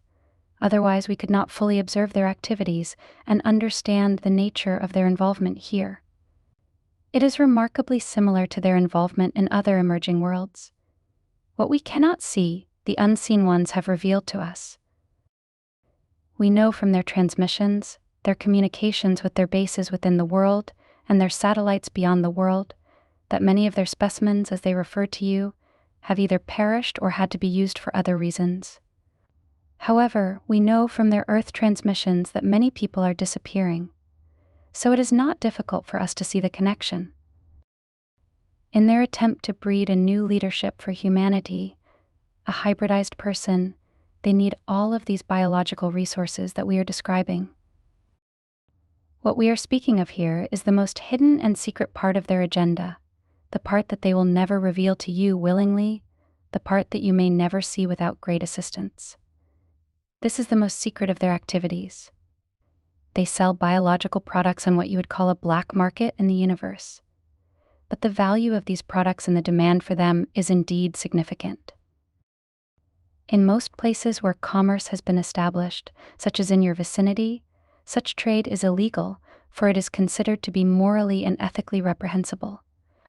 But with so many technological societies existing in the universe and biological resources such as exist in your world being as rare as they are, the demand for these fundamental elements is considerable. Many technologically advancing nations have outstripped their own world's biological resources to the extent that they must find them elsewhere, and they must trade and barter for them as one of their primary endeavors. This is not simply food products, minerals and metals and elements such as this. It is also the need for biological products such as we have described, which are abundant in your world and which are abundant within the human family. So when someone asks, what do they want, the appropriate answer is, they want your world and its resources. And they want you and your resources, as we have said. This is the most hidden of their agendas. But it is necessary for you to know because this makes the violation complete. The visitors do not hate humanity. They are not cruel and murderous in the sense that you might think. They just view you as a resource the way you view your animals as a resource. To them, though you have intelligence, they consider that you are irredeemably chaotic and unruly, and they do not understand your deeper motivations. They see your technology as being in a rather adolescent phase, and they look at your destructive behaviors with concern, anxiety, and repulsion. Being without knowledge, the spiritual foundation, they do not see that what they are perpetrating upon your world is ethically or morally reprehensible. It is merely an opportunity to fulfill their practical necessities. As we have said, they seek to bring humanity into their collective, but this is only a very select part of your population, and here you would not be at the upper levels of their hierarchy. For all the other people in the world, what will happen to them if the intervention is complete? If the occupation can be established completely? We have been reluctant to tell you certain things because we do not want to lose your attention. We do not want you to turn away in denial, thinking that you cannot face these matters. So we have tried to be extremely careful in the way that we have presented the situation. But in spite of this, there are certain things you must know and that you cannot readily see from your vantage point. We had to learn about these realities ourselves, though we had assistance such as we are providing for you. But the reprehensible nature of the collectives and their lack of morality and ethics is something we have had to face. That is why we avoid the collectives in our own worlds, where they cannot penetrate. There are many nations in the universe that have created alliances to protect themselves from collectives such as these, particularly in well-inhabited areas of the galaxy. This is why many of the collective's activities are governed by trade unions and regional governing powers and authorities. They are held in check by many other forces who do not want to fall under their persuasion or their control. Even many of their trading partners look at them with anxiety. And even if they are forced to engage in commerce with collectives, they must protect themselves from the collective's influence. Resources are precious in the universe: mineral resources, water resources, biological resources, food resources. Large technological societies such as the collectives have an enormous need for resources for their own maintenance. Their commerce is based upon the acquisition of all these things and on the exploration for new sources. This, of course, makes them primarily interested in emerging worlds such as your own, which are emerging within regions where they have influence and power. Consider our words. Now we will tell you what you must do. Sixth briefing, a call to action. It has been our mission to observe the alien intervention in the world today and to provide to you our commentaries and our perspective. It is a difficult task and a difficult message. We understand the problems that people may have in receiving this communication. They may question our method of communicating. They may question, certainly, our reality and identity and the trustworthiness of our words. They may question the reality that we are presenting, and perhaps the temptation to deny these things will be great for some people. Yet what will really enable you to hear our words and to know their authenticity will be your ability to respond with the deeper knowing within yourself. Throughout our discourses, we have referred to the reality of knowledge, the spiritual intelligence that lives within you. We have spoken of its central importance in your preparation for the greater community. We have spoken of it as the true power that enables you to see beyond all the deceptions and manipulations of the intervention. We have spoken of it as the inherent power that the collectives do not use and do not recognize knowledge. This knowledge is not like a military power. It is not something that you can use to gain things by force or to overwhelm or dominate others. It is the greater spiritual intelligence that you share with the Creator. Humanity has a great challenge before it and is facing a great risk in its emergence into the greater community. Therefore, it is necessary to find the strength that will enable you to unite your peoples and to take your place in the greater community as a free and self-determined race. This power must come from within people and must be reinforced by the greater forces for good that exist both within your world and in the greater community. There will perhaps be people who will reject our words and counsel and reject what we are presenting altogether. They may have their own preferences in the matter. They may have their own fear and sense of inadequacy. Perhaps they have fallen prey already to the persuasions of the intervention and do not wish to consider that they may be in error. Perhaps they are just too afraid to face this great challenge. Perhaps they want to escape into their personal concerns and preoccupations. But what is really being called for here is the power and the presence of this spiritual intelligence we call knowledge, which is the source of your real conscience. Yet what you may not realize is that this is the very source and bond of all spirituality in the universe. The expressions of spirituality and the rituals of spirituality, the great teachers and emissaries of spirituality, are too numerous to count in the universe. The philosophies and the methodologies are unique to cultures and their histories. But at the center is this mysterious and profound power that enables you to see, to know, and to act in harmony with the Creator of all life. Surely our presence and our words can be rejected and denied, but with knowledge this will not be the case, for we are certain that we are presenting the truth to the best of our ability. Your allies abroad have sent us here on a mission in great service to humanity. The integrity of our mission and of our presentation is real and genuine. It is not merely a matter of perspective or perception. We must rely upon this spiritual power within you, the reader and the receiver of our message, for indeed we are revealing more than our words can convey. We are revealing an entire reality of life in the universe. We are opening the door to the great mysteries that humanity has not yet penetrated, and in some cases has not even considered. Though we are very different from you, and though we practice our spirituality in ways that are unique to us, and that you could not really accommodate, what we emphasize is absolutely fundamental to your being, to your nature, and to your reality. Knowledge is not simply a great potential that lives within you. It is the most vital element that can secure your freedom and maintain it, both now and in the future. There is the freedom to live according to your conscience, and then there is the freedom to find knowledge within yourself. Unless you have the first freedom, it will be much more difficult to find the second. First you must survive and remain free, and then the opportunity is there for you to gain access to the greater spiritual intelligence that lives within you. Finding this freedom and this knowledge gives you insight into the reality and the meaning of life in the universe. This gives you great promise, and we must emphasize that which gives you this great promise: knowledge, freedom, strength. These are the things that you must now cultivate. In the future, the differences between you as human beings will become increasingly less significant. Two things will overshadow them. The first will be forces from the greater community, which will challenge your essential right to be in the world as a free race. This puts everyone in the same boat.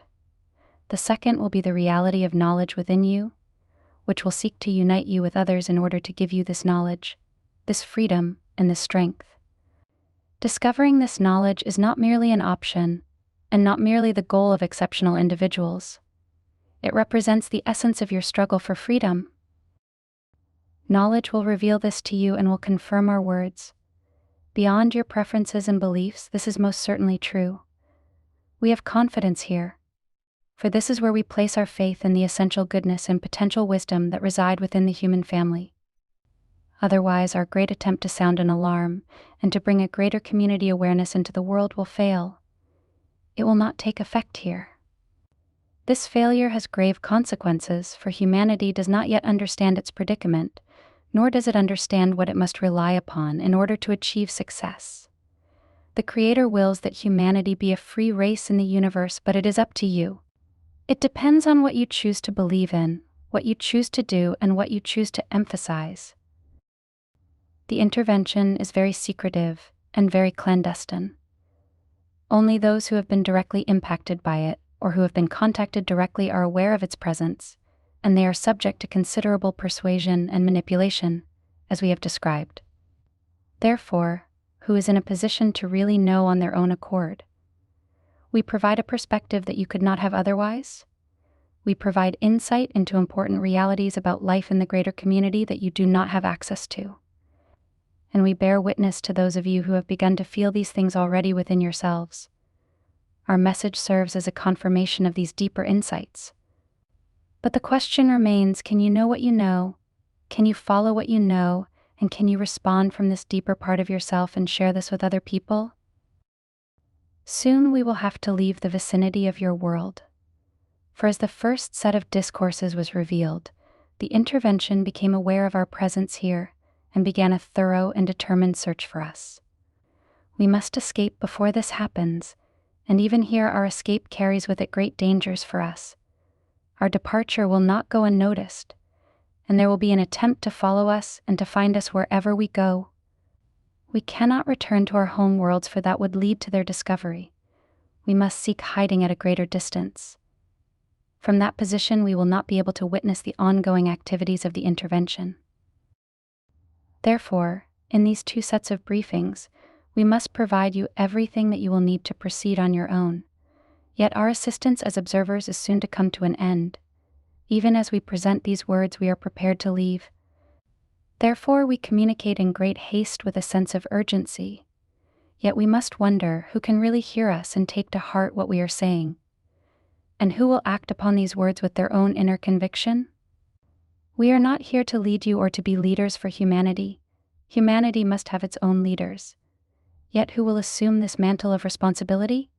Who will have the inner conviction? Who is strong enough with knowledge to see, to know, and to feel the reality of what we are presenting to the point where they can take action and begin to speak out against the intervention? We cannot answer these questions. Only you can answer them. We can provide you glimpses into life in the universe and an essential understanding of the nature and activities of the intervention and of those who are intervening here. Yet we cannot answer every question, and indeed it is not answers that you need as much as the inner conviction to see, to know, and to act.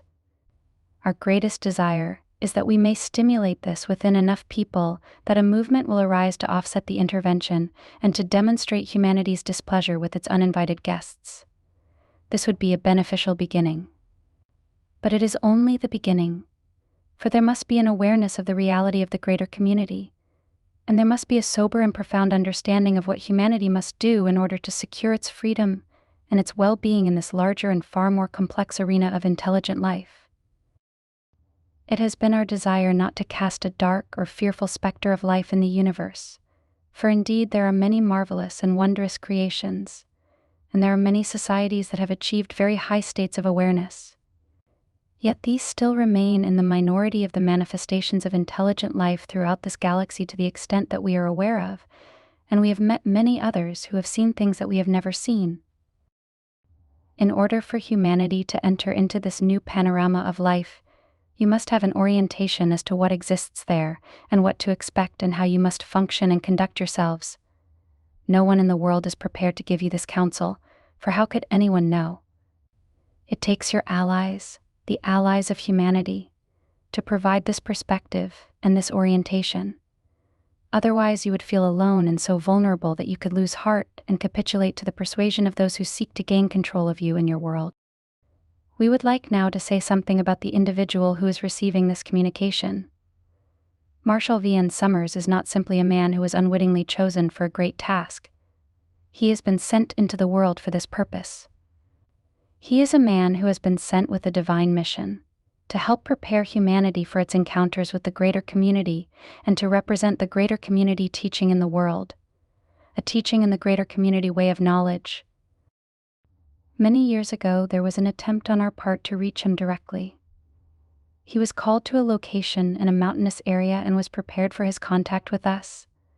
Several members of our party made the dangerous journey into this world, but unfortunately their mission was never completed. Once they were discovered by the intervention, they had to destroy themselves and their craft, leaving no evidence behind of our presence in the world.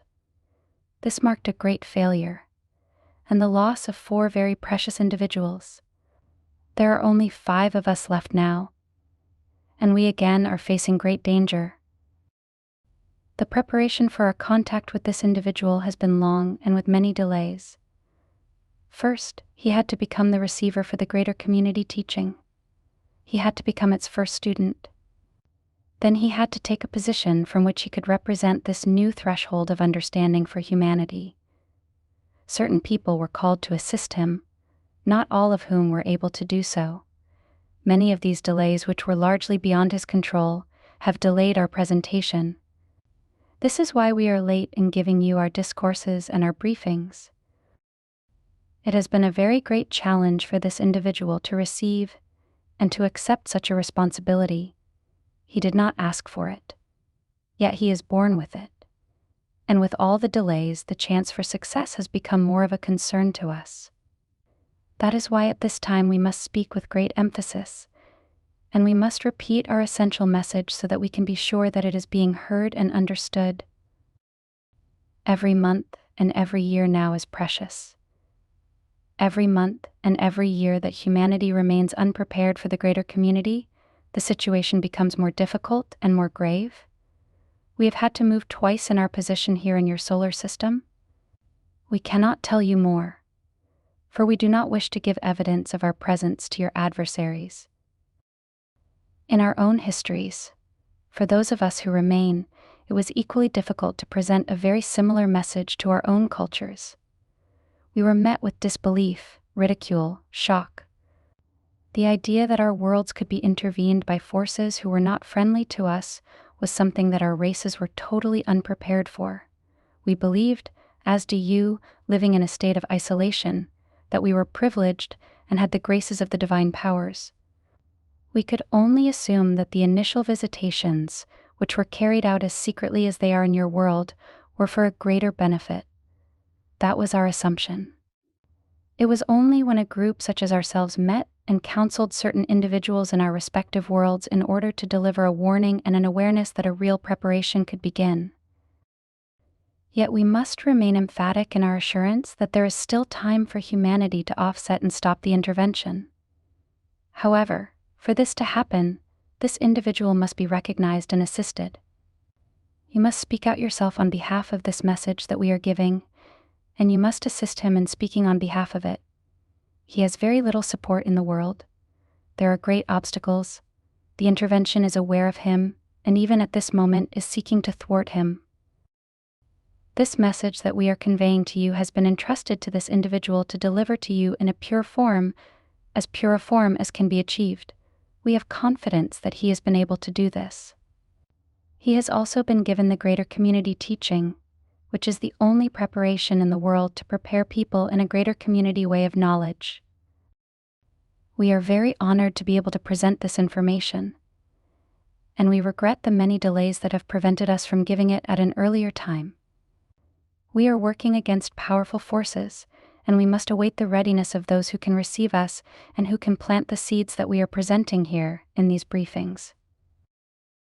We have imparted that which we feel is essential for your well-being and your survival. We have left out many other things that you would perhaps find very fascinating, but which are not central to your need.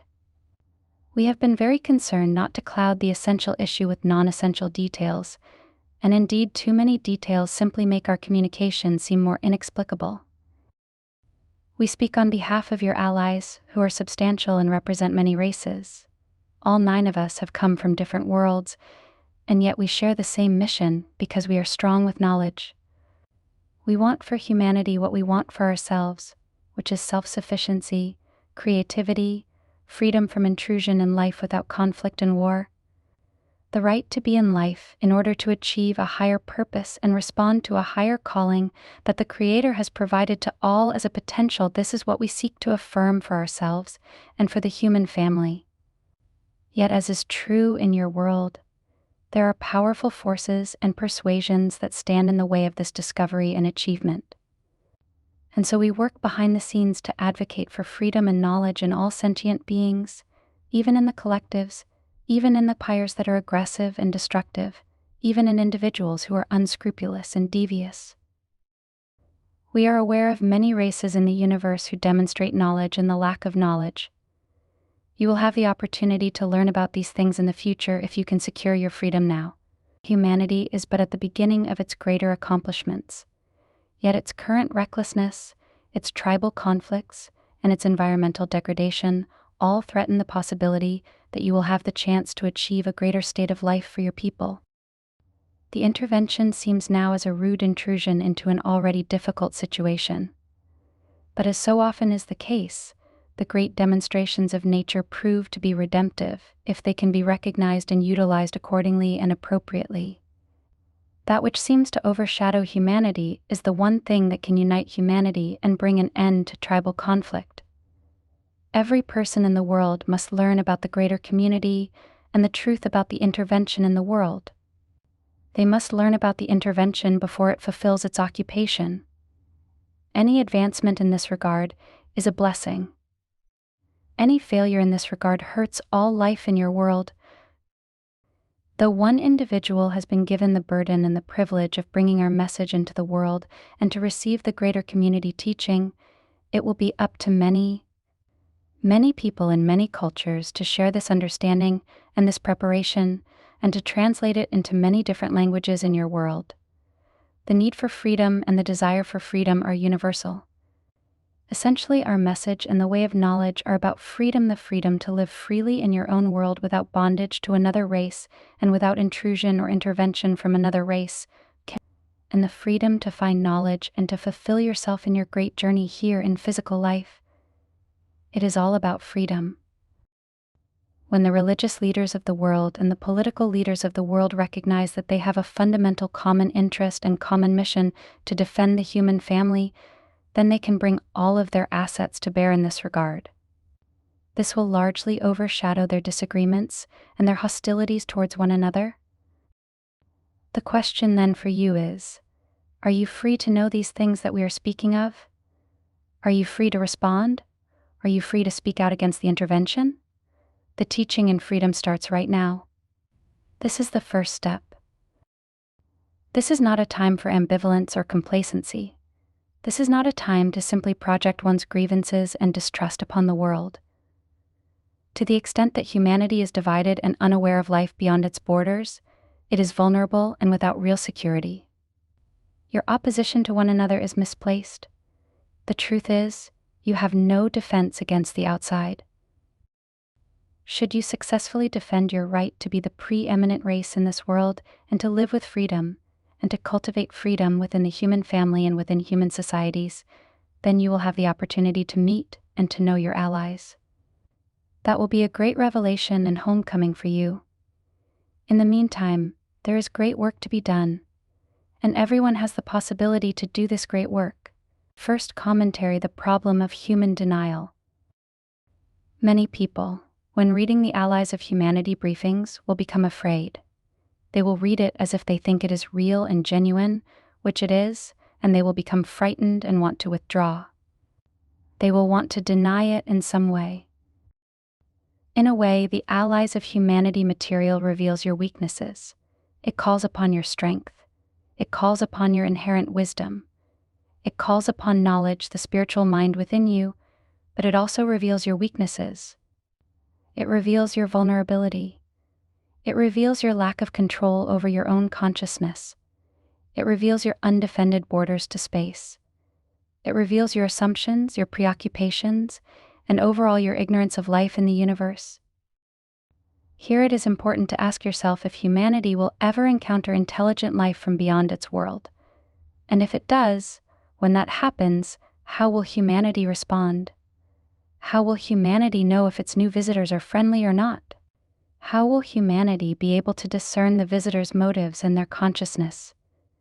How will humanity be able to discern their organization, their methods, and so forth? If you consider these questions seriously, you will realize that you have very few answers. And without answers, perhaps you will become afraid. You will feel your own vulnerability, and you will feel how unprepared people really are for an encounter such as this. Because most people still think that they are alone in the universe, that they have always been alone and will always be alone. Well, this important set of questions really does not get considered by very many people.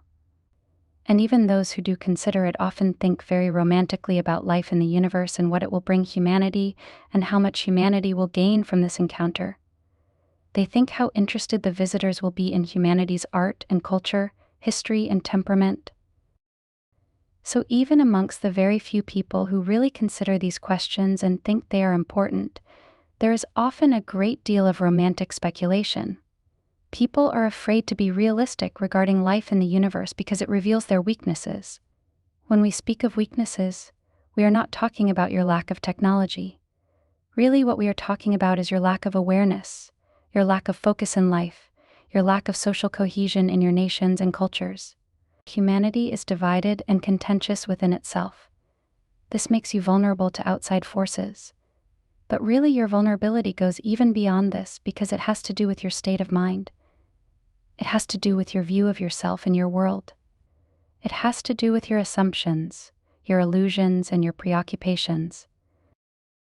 It is as if a great storm were building and had been building for some time, but people paid no attention. And then when the storm hits, well, it hits with such fury. It hits with such an impact. People are completely taken by surprise and are outraged and terrified. And yet the signs were there. Even human science is beginning now to acknowledge the preponderance of life in the universe as a theoretical probability. Yet who is concerned with what your first great encounters might mean? As the Allies briefings are presented, there will be all kinds of denial, criticism, and repudiation. Why? Why so much rejection over an encounter that everyone really considers to be very possible? Yet when it is actually accounted for, you will see a great deal of denial. Outrageous. Ridiculous. Cannot happen, you will hear scientists say. Well, it is not possible for another race to get here given the limitations of travel and speed, and so forth. How presumptuous. Do human beings dare to presume what other nations and cultures have been able to develop over a long period of time? Is the universe limited by human understanding? Is it not possible that other races could have far surpassed human accomplishment in technology? You may say, well, of course, but when faced with the prospect of a real encounter, people sing a very different tune. Their idealism leaves them. Their romanticism is thrown into doubt. Their glorious anticipation is overshadowed with concern and anxiety. So when the Allies of Humanity message is presented, people begin to feel the real core of their fear, their lack of preparation, the weakness of their position. The Allies present a very realistic view of life in the universe. They are not here to answer every question that you may have, but instead to give you an awareness of what is really occurring in the world today, and also to dispel much of the fanciful speculation that surrounds the prospect of humanity encountering other forms of intelligent life. Even fanciful expectation, hopeful expectation, really has fear at its core because you are uncertain, because you do not know, because you are unprepared, because you realize in a moment of honest recognition how vulnerable you really are, living on the surface of your world, exposed to the universe, and undefended. Think for a moment if you were another race visiting your world and you wanted to just simply observe human behavior. Just observe it, without interfering. Well, you could look down on everything. It is all there. Human activity, human involvements, human conflict, human relationships, human technology, human communication, it is all available to the discreet observer. Therefore, it is very important to understand why people are afraid. The fear of the reality of contact is deep-seated. Many people have this very glorified view that they are at the pinnacle of God's creation, that their religions are built upon the preeminence of human spirituality and human identity. What will happen when they find out that humanity is one little race evolving within a greater community of intelligent life, and that this race is actually very weak, divided, and insignificant in the vastness of the creation? People's religious views cannot tolerate this kind of realization. Many of these views are already being eroded by the discoveries of science that show that the universe does not revolve around this world, that this world is just a little planet revolving around an insignificant star in a vast galaxy amongst many. Where is human preeminence then? Who are you in the universe? Are you really important to anyone or anything? We are asking these questions to bring you into the core of your anxiety, because you must confront this within yourself. The inability or unwillingness to do this is really the source of all human ignorance and presumption regarding humanity's place in the universe and regarding the reality of the extraterrestrial intervention that is occurring in the world today. People say, well, there is no intervention happening here.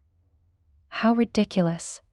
It is all the fancy of certain people and their need for attention or their boredom or something. What are you really hearing here but an excuse? This is the way that one pacifies oneself from experiencing real anxiety. If you could consider this rationally and objectively, you would say, well, of course we would be visited at some point. I mean, if there is intelligent life in the universe, someone out there must know that we exist here. And if you are not limited by the limitations of humanity's science, that opens the door to many more possibilities. If you can ask these questions, you might think to yourself, yes, of course humanity will be encountered. Yes, our resources will be scrutinized. Yes, our world will be evaluated. Yes, there are other powers in the universe that would perhaps want our world to be part of their organization. And yes, they would want to take advantage of this beautiful place in some practical way. You see, these observations are so obvious. These speculations, if you could call them that, are so reasonable, but people will not consider them. They will not face them because of their anxiety, because of their fear. In fact, the reality of life in the universe, the encounter with life in the universe and the intervention itself together represent the most denied reality in the world today. People will think, it is not important. I have my job. I have my family. I have, my own daily problems. I mean, why should it matter to me? What are you talking about? If there is an intervention going on in the world, do you think that it is not relevant to you and to your life and to what will happen to you? Do you see here? This is isolationist thinking. The Allies briefings bring home the reality that humanity's isolation is over. But the isolationist thinking continues, unabated. Unless you have a direct encounter with forces from the greater community where your life is disturbed or upset in some way, well, you will just continue on thinking the way you have always thought, living upon the assumptions that you have always lived upon, oblivious to the greater realities that are shaping your life and destiny. And how can God reach you to tell you to become alert and aware, to make you responsive to these greater realities that are changing your life and destiny?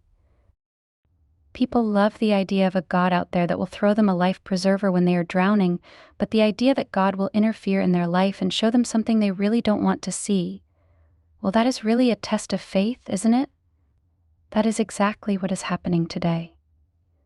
That is why the teaching in greater community spirituality is in the world, because this is God's message to alert humanity to this greater reality and to prepare humanity. The awareness is not enough. If the awareness engenders primary anxiety and fear, people will not know what to do.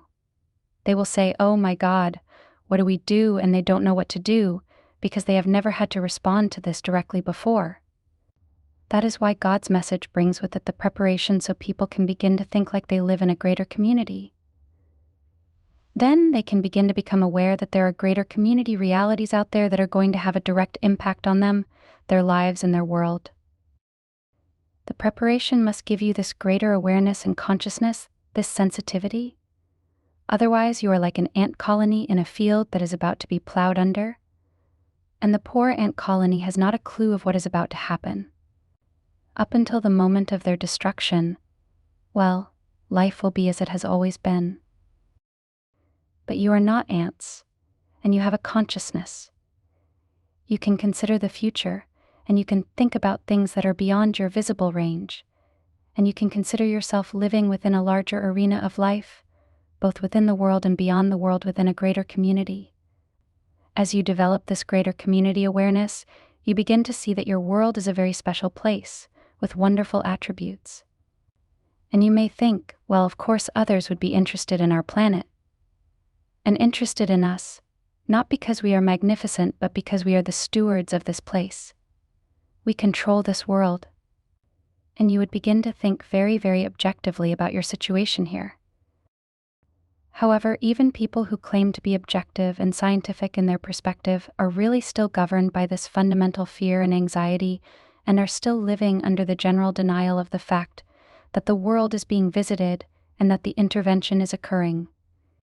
They are in such a state of denial that they will not even consider it. They won't come near it. The information, the evidence is all over the place, but they won't even come near it. They will just say, "Oh no, that's all foolishness. It's just insecure people trying to get attention." They are in denial. They think they are being reasonable, but really they are being so unreasonable. They are supporting and fortifying their own ignorance and the ignorance of others. And even if they cannot accept that the intervention is occurring, well, the prospect of life in the universe is still a very wondrous, romantic journey to them. It is like something that you dream about in the most glorious ways. Oh, we will meet these advanced races who will give us so much technology and enlighten us on how to live in peace, and so forth. This is all foolishness. They have not a clue what is happening out there in the universe. If these reasonable people are given a greater community perspective, which the teaching in greater community spirituality provides, oh my God, it touches that core fear and anxiety. And they feel in that moment how utterly vulnerable they are, how undefended they are, how unprepared they are. And you look at people, and they don't have a clue, and they don't want to have a clue. And you look at your world and you say, oh my God, we could be overtaken without our even knowing it. If you did not have the preparation in greater community spirituality, if you did not have anywhere to go with this awareness, it could be overwhelming because you would think that you had no recourse.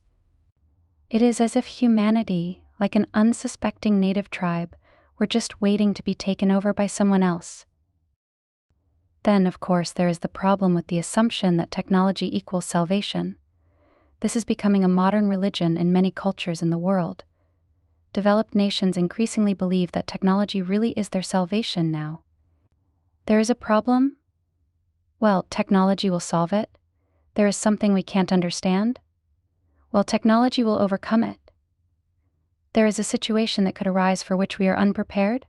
Well, technology will meet the challenge. We will meet the challenge with our technology in the 11th hour. There is a sort of unquestioned belief that technology is going to save you, regardless of what might happen. Technology mixed with human ingenuity, that is. And no matter how overwhelming a situation might be, well, ingenuity plus technology will win the day in the final moments. Can you see that this is all part of the denial? Wishful thinking is what it is. Regarding the greater community, it really is wishful thinking. Do you think humanity is going to generate a technological answer to the presence of greater community forces who may want your planet for themselves? We can assure you that it will not be at the level of technology that you will be able to counteract this presence and these influences. Facing a race that is perhaps 1,000 years ahead of you technologically, do you think you are going to make a difference in the next few years? Consider this: the answer will not happen at the level of technology. It will happen at the level of the mind and consciousness. Those who are intervening the world today are very concerned about preserving the world's resources and about preserving the human presence here as a workforce. They cannot use technology to accomplish this alone. Yes, their technology is useful in neutralizing someone they may want to take for themselves for investigation. However, if they forcefully exert their technology on your world, they will destroy the world's resources and destroy the human presence here, and they cannot do that. Therefore, they must use the very means that you are able to counteract. Yet here we run into fear again, because people realize that without their technology, without the hope and the belief that technology is going to win the day, and without human intellect being able to solve the problem, they are back in this very vulnerable place once again. But we are not talking about the intellect here. It is not at the level of the intellect that humanity is going to be able to counteract this presence and to strengthen itself in the greater community. The intellect plays a very important role as far as technology goes and in certain kinds of problem solving, but in this situation it will take a deeper awareness. After all, some of your most intellectually brilliant people are in total denial of the intervention and think life in the universe is some distant possibility. And you ask yourself, well, if they are so brilliant and so well informed, why can't they feel this presence in the world today? Why can't they even face this as a possibility and study the evidence rather than dismissing it out of hand? If people are so smart, how can they be so stupid? Ignorance is one thing. Ignorance can be compensated by gaining information and perspective. But this is not merely ignorance. This is arrogance. It is the assumption that you know what life is in the universe. Oh my God, humanity knows what life is in the universe. Oh my God, humanity is so far from knowing what life is in the universe, it is pathetic. Given the unfounded belief in technology as the source of human salvation, many people think, well, more technology is more salvation. And they think that technologically advanced races have evolved beyond being self-seeking and contentious and devious. They think that technologically advanced races do not have conflict, and that these races have outgrown the chronic problems that humanity still faces. What a ridiculous assumption. You have technology today that your forefathers 100 years ago could not even imagine. And yet, have you overcome these problems yourselves? Therefore, do not look to the experts to give you the answer. You must find the answer yourself, because the experts may not know and may not want to know. Remember, they are human beings just like you, and they have their own thresholds of fear and anxiety that they may not be willing to face. In a way, the intervention is the most challenging thing that could happen to humanity. Part of humanity's liability or weakness here is its presumption that it really understands life, that it really knows what is happening in the universe, that it understands who can travel, who cannot travel, and how long it takes to get to planets. It assumes that human understanding sets the standard for all understanding in the universe. This is human arrogance, which supports and fortifies human ignorance. It is presented in the teaching in greater community spirituality, and it is presented very boldly in the message from the Allies of Humanity, that life in the universe is challenging, difficult, and competitive. And if you approach life in the universe romantically, or if you deny it altogether, you do this at great risk. What really needs to happen here is a whole new shift in human awareness and human learning. It is as if you have reached this great threshold, and there must be a completely new paradigm of understanding. It is not simply that you are building on past understanding, adding another feature or another dimension to human awareness. It is really that you have to make kind of a leap here. This is because human understanding is still so grounded in an anthropocentric view of the universe, with humanity at the center of everything and the unquestioned belief that life in the universe functions according to human values and ideals. For many people, there is still this idea that God is primarily concerned with humanity as the centerpiece of creation, and that everything else is just sort of wallpaper to this great human drama. Look at your religions. Are they really equipped to deal with the realities of the greater community? Let me give you this analogy. There are native tribes that have been overtaken and cultures that have been assimilated and destroyed countless places in your world in the last 500 years. It is still occurring today. They have their religions, which can be very expansive, but their religions usually do not include the reality of human life beyond their borders, which puts them in a very vulnerable position because they really don't know how to respond in the face of an intervention.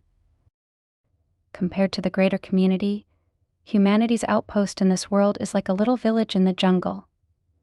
And when this village is confronted with forces coming to seek advantages, what can it do? Well, interestingly enough, it can actually do a great deal.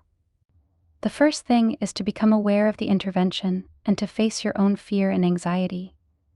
Here it is necessary to see how ill-prepared you are, how vulnerable you are, and how easily even you could be persuaded to think and to believe that the visitors are here for your benefit. This is the first threshold, a threshold which unfortunately many people will not cross. They will withdraw or go into denial or cast a very preferred perspective over the whole matter. The first threshold is to recognize your situation. Even if the intervention were not occurring at this time, you know it would occur at some time. You see, it's interesting. People have their grand notions of intelligent life in the universe and advanced technology and other races of altruistic beings out there floating around. Yet the thing that people are most afraid of is that they will encounter others like themselves, but more powerful. What is the thing that people are really afraid of regarding the prospect of encountering intelligent life from beyond the world? They are afraid they will meet themselves. In a different form, perhaps. Perhaps the visitors will look different and use a different language and a different means of communication. But the thing that people are really afraid of, the thing that no one can even talk about, particularly in enlightened circles, is the reality that they are going to meet themselves. This is not to suggest that your visitors are human beings, or that intelligent life functions according to human ideals and beliefs. What we are really telling you here, and what you must come to terms with, is that you are going to meet beings who are driven by the same needs that you are driven by. The greater community of life in which you live is a very competitive environment. You can see this competition in your own world. You can see it in the natural world. You can see it at the level of plants and animals. Yet the greater community is a competitive environment on a scale you cannot even comprehend. This means that everyone who is in that environment, particularly those who are active participants in trade and commerce, must find resources and gain alliances with other nations, and often try to persuade those nations to enter into alliances with them. The need for resources does not end because of technology. Technology does not end the fundamental needs of life. It hasn't for you, and it hasn't for anyone in the universe. Yes, it frees you from certain basic activities, but it creates more complexity. You may not need to go out and hunt and fish for your food or farm, but you must go to work. You must go to work. You must maintain a much more complicated life in order to afford the food that you need to eat. Technology has freed you from hunting and gathering and has freed you from basic agriculture, but it has not freed you from the need for resources. Indeed, it has made your life more complicated and more exciting, but in other ways, more difficult and more stressful. It is the same with life in the universe. Everyone has to eat. Everyone has to maintain what they have created. Everyone must deal with other forms of intelligent life that may be vying or competing for basic resources. Do you think an advanced nation in the universe does not have a great need for resources? The larger nations or organizations may become, the more restrictive they will be regarding personal freedom for their constituents, and the greater the need will be for order and conformity. That is why in the universe the really free nations are small and isolated. Their technology has given them advantages, but they must protect it and keep it hidden. It would be like you getting $1 million and going out into the marketplace with your $1 million. Well, what a rude shock. Now everyone is your friend. Now everyone wants to invite you to invest in their endeavor, in their project, or they need your financial help because they are in difficulty. If humanity were ever able to travel beyond its borders and carry its great incentive and enterprise into the universe, it would be like the little housewife having $1 million and going out into the marketplace. You would not last very long. You see, this reality of life, which is so denied, is something that must be faced. Who will you meet in the universe? You will meet others like you. Not exactly like you, not looking like you or talking like you or dressing like you, but they are like you in their needs. And those who are resource explorers in the universe are not the spiritually enlightened. Therefore, it is necessary to counteract many of the prevailing assumptions and beliefs, fantasies and myths, because otherwise you cannot face the situation, and if you cannot face the situation, it will overtake you. People pray to God for guidance, for strength, for courage, and for peace, and God sends greater community spirituality as a preparation. And people say, "What is this? I did not ask for this. What will I do with this?" It isn't relevant. You don't know what's relevant. What you think is relevant may be important to you personally, but it's not going to protect your rights and your freedoms in the future. Humanity's encounter with intelligent life in the universe is not the product of human journeys into space or human science or human philosophy or human religion. It is the result of the intervention. It is the result of other races coming here in order to preserve the world for themselves, believing that humanity will destroy the world in its conflicts, that humanity will ruin the world's valuable resources. Think about this. This is how people would react. If, let us say, developed nations in the world found some little tribe in the recesses of the jungles who were sitting on tons of gold or other kinds of minerals, or had vast forests full of valuable woods, do you think that the advanced nations would not intervene? Particularly if they felt these resources were going to waste? Or how about if the natives were cutting down all the trees because they liked the sunlight or they wanted to grow their own food? Well, the nations of the world would be in there doing everything they could to get the resources, either legally or illegally. That is what human nations would do. Do you think they would sit by and let the natives just despoil or neglect what they have? Of course not. Well, if the land is of no value to the powerful nations, sure, give them their reservation. But if they are sitting on $100 million in gold, that would not be a reservation. Your world is viewed like that by your visitors and by others in the universe who see this precious little world and this race of relatively destructive beings destroying its natural resources and violating its natural laws. Do you think this would not produce an intervention? Some people think, well, of course they would come and ask permission to be here in our nations. Our governments would work out a deal. Oh my God. Are you kidding? What would happen instead is that those intervening races would establish a plan of intervention and integration because they want to preserve the human workforce. They cannot live in your world. They will have you do all the work, get the natives to mine the gold. Just like what has happened in your world. Do you think the natives' permission is needed? Well, maybe they will find a way to induce you to give your permission, but they are going to get what they want. In your situation in the world today, your visitors are going to get what they want unless you stop them. And the way you are going to stop them is not merely by using technology. It is by intelligence and by cunning and by cooperation in the human family. The first step in counteracting the intervention is awareness, but the awareness really is a big threshold because of people's fear, anxiety, and failed idealism. Can you face your own fear? Can you face your own vulnerability? Can you face the fact that perhaps you have been really wrong in your assessment of the situation, if you have given it any thought at all? People may say, well, okay, we get the awareness. Now what's the next thing? Hey. They don't see that the awareness is really big. The next step is, you have to create a greater community perspective in the way you look at yourself, and in the way that you look at your world.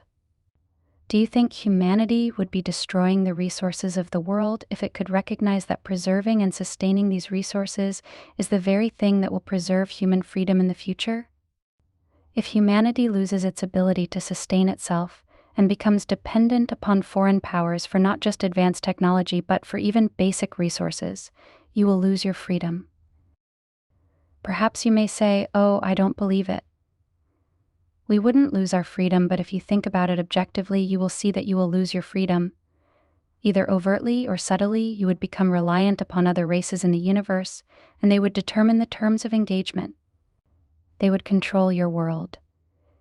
Yet because they do not want to create a human revolution, they will attempt to control your world in such a way that it would be acceptable to people to be controlled. That is why the intervention that is occurring today is so devious and is being carried out so carefully over time. If they came here in force, everyone would just react, and there would be huge warfare and the world's resources would be severely damaged. There would be no human workforce here that would be either willing or able to help the intervening races, and the whole project would be spoiled. You must gain a greater community perspective. You are a human being living in this world. This world is unprotected. It is valuable. It is sought by others. Intervention by other races will increase over time. How will you defend your borders? How will you be able to determine who is here and why they are here and what they are doing? This cannot be the privilege of secret groups and secret governments. Humanity has to grow up and outgrow its childish self-preoccupations. It has to outgrow its adolescent fantasies about itself and about life and become realistic. Otherwise, the intervention will continue, and your world will gradually become governed by foreign powers. And where will you go then with your complaints, your protest, and your outrage? It is for this reason that gaining the awareness and a greater community perspective is critical, because without these, you cannot even take the next step. The third step is learning about the mental environment. The mental environment is the arena of influence. People know very little about it, but it is very important in greater community interactions, particularly between races or organizations that compete with each other. They have to spend a great deal of time trying to discern what the other is going to do and trying to influence the other in subtle ways. This does not happen through technology as much as it happens through consciousness, through awareness, through the projection of thought, and through cunning activities. Competitors generally share the same technology, so technology is not the advantage. The advantage is cunning and persuasion. You cannot see this yet because you are still thinking like you live in isolation and that the universe is governed by human principles. You do not want to think about this because you realize that you do not have these skills, and that makes you feel afraid and vulnerable. So the third step in preparation is developing skill in the mental environment. You can actually learn how to do this, but you must have the awareness and you must have a greater community perspective to start. The fourth thing, which really must be developed all along, is knowledge. What is knowledge? When we speak of knowledge, we are not talking about perspective or bodies of information or data. We are talking about the ability to know beyond deception, beyond appearances, beyond personal preference, beyond fear, and beyond denial. The ability to know. The intervention has been going on actively for almost 50 years. And people who claim to be studying the UFO phenomenon, well, do they know anything yet? Or are they still gathering data? Well, we don't want to come to any premature conclusions. This is so complicated and we may never understand it. What are you talking about? Is this denial? Is this the unwillingness to come to a conclusion? Or is it that people simply just don't know? Can't they see and feel what this really is? After 50 years, can't they see and feel what this really is? They need more evidence? Oh my God, how much more evidence? Another 50 years of evidence? 100 years of evidence? 50 more years of evidence? And it will be all over then. And the conclusion you will come to will be so obvious. It is like the person in a 30-year marriage who never should have gotten married anyway. And it takes them 30 years to figure out that really they made a mistake somewhere back there, and they really should have followed their deeper feelings and not walked down the aisle with this other person. but they have been trying to make it all right for the last 30 years. Without knowledge, you will only know what others want you to know. You will only think what others want you to think, whether it be your parents, your culture, your social group, your government, or the greater community. You will basically be like cattle and you will be led around from pasture to pasture. Without knowledge, the mental environment overtakes you and overwhelms you. Knowledge is the deeper spiritual mind within you. It is the only part of you that is unaffected by the mental environment. It is the only part of you that is free from deception and manipulation. Do you want freedom for yourself? Then you must learn the way of knowledge. Otherwise, what is freedom? Having more money? Working less, having more money? Is that freedom? Look at the wealthy who have no freedom. Oh, they have lots of money, and they can go anywhere they want. They do not even have to work, some of them. Are they free? Or are they slaves to their money and their situation and their privileges and their appetites and their fears? The message in the Allies of Humanity Briefings is about freedom. And to have freedom, you must become aware of the intervention. You must gain a greater community perspective. You must learn about the mental environment and its impact upon you. And you must develop your experience of knowledge.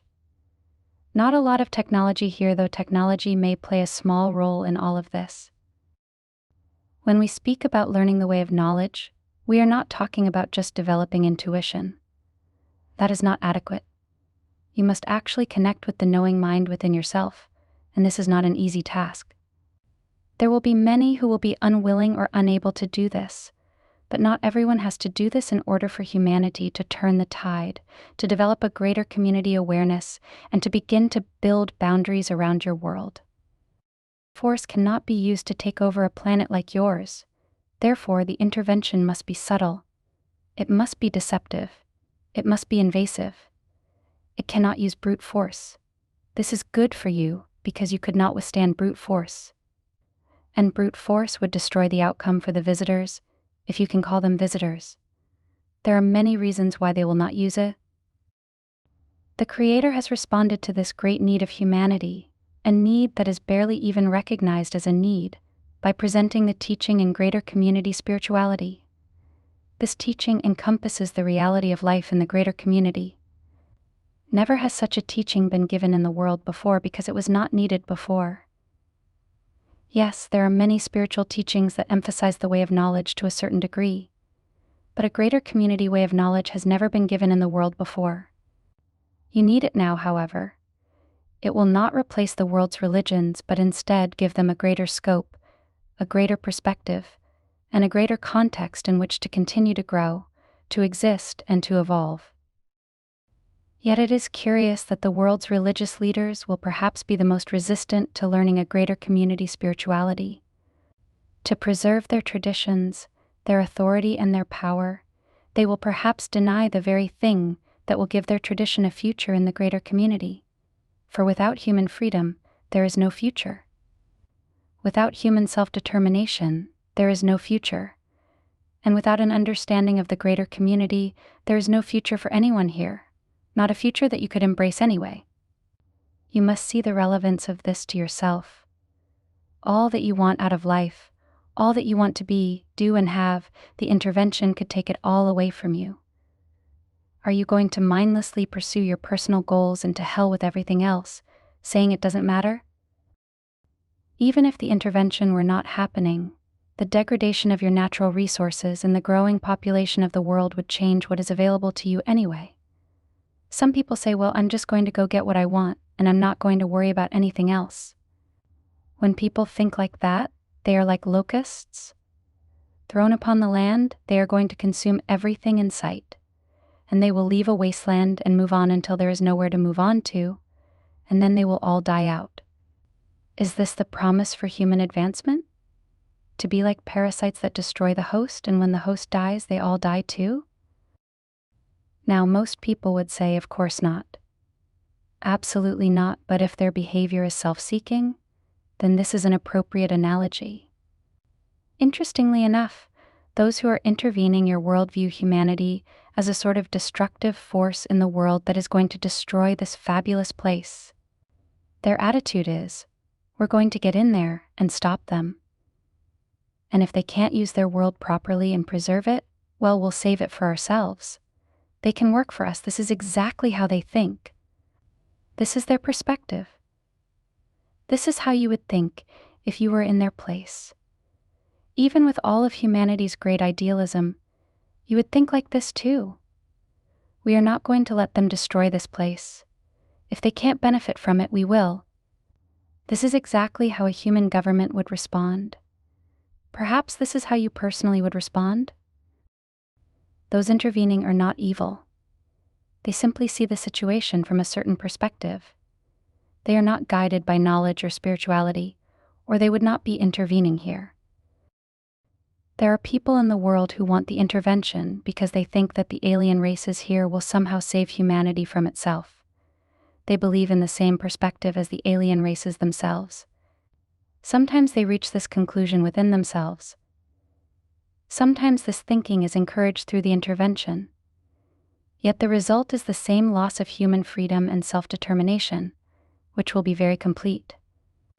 If you think about this, you will realize that this is the worst possible scenario for you. This is why the Creator is providing the preparation for the greater community. This is why it must be learned and taken to heart.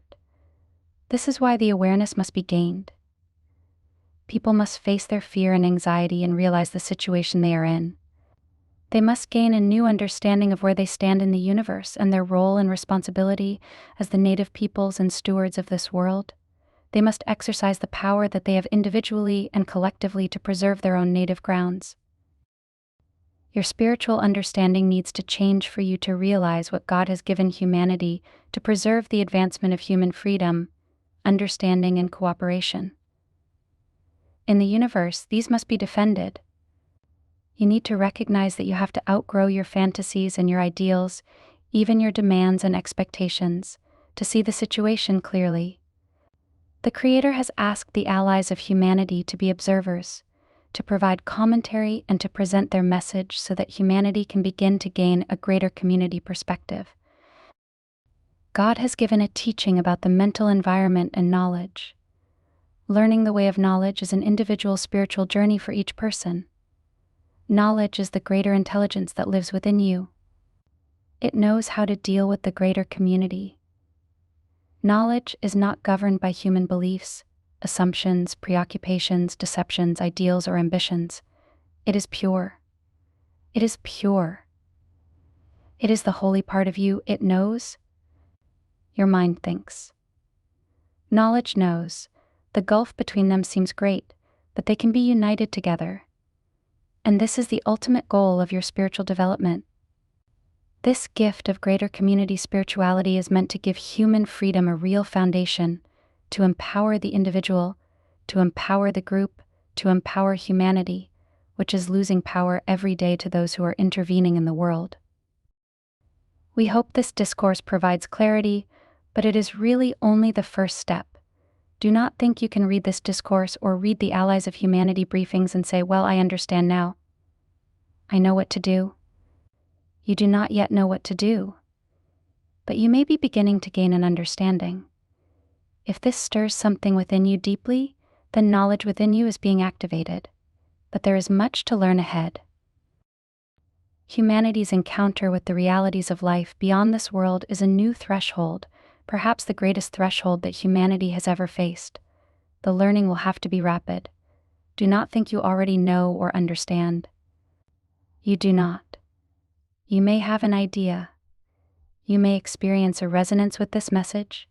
You may feel it is important, but you still have to train and prepare. You don't climb the highest mountain in the world because you love mountains. You don't climb the highest mountain in the world because you have hiking boots. You have to train and prepare, or you won't make it.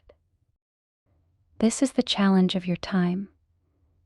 This is the greatness of your time. This is where you will find your own greatness. You will never find your greatness in your individual pursuits, for there is no greatness there.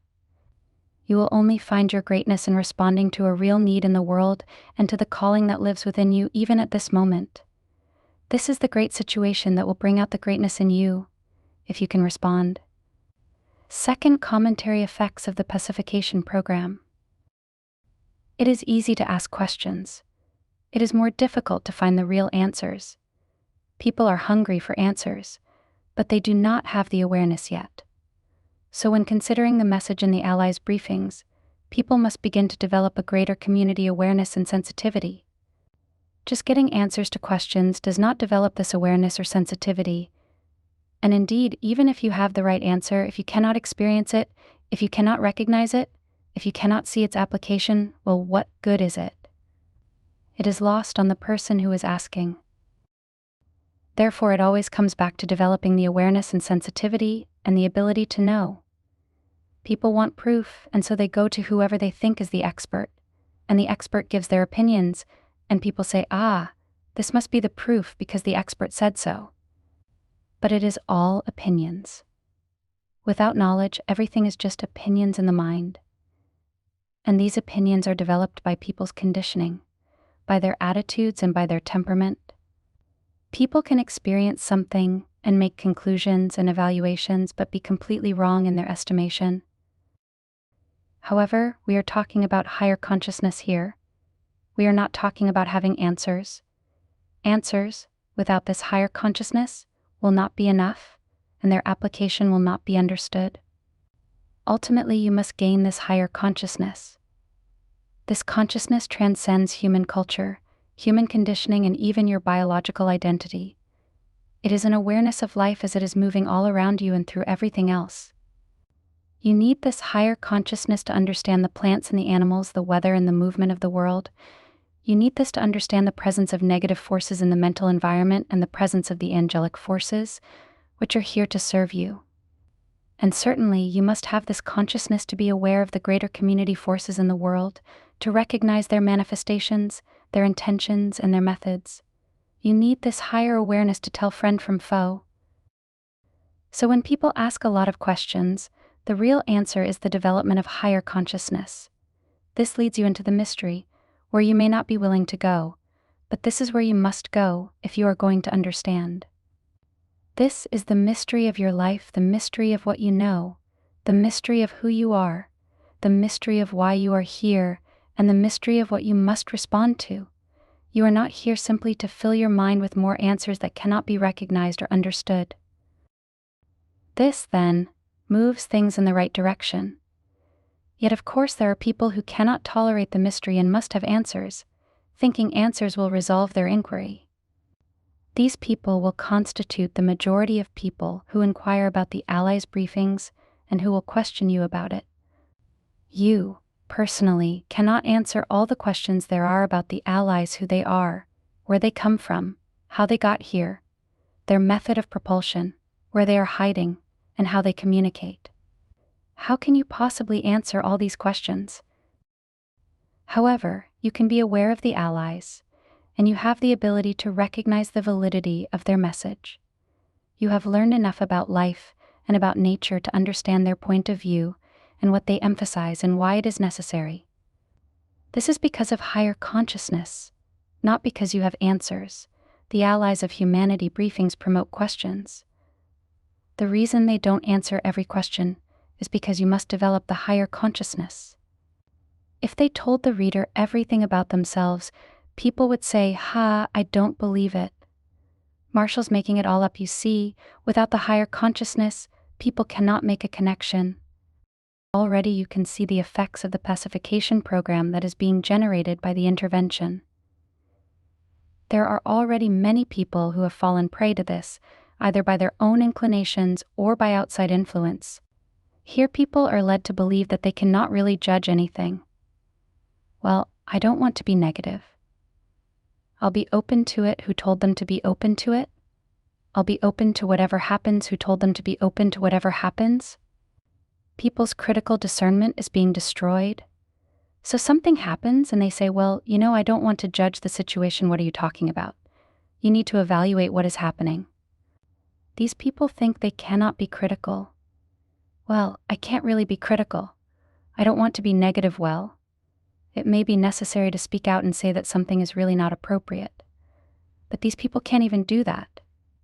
People who have been affected by this pacification program cannot even make a decision.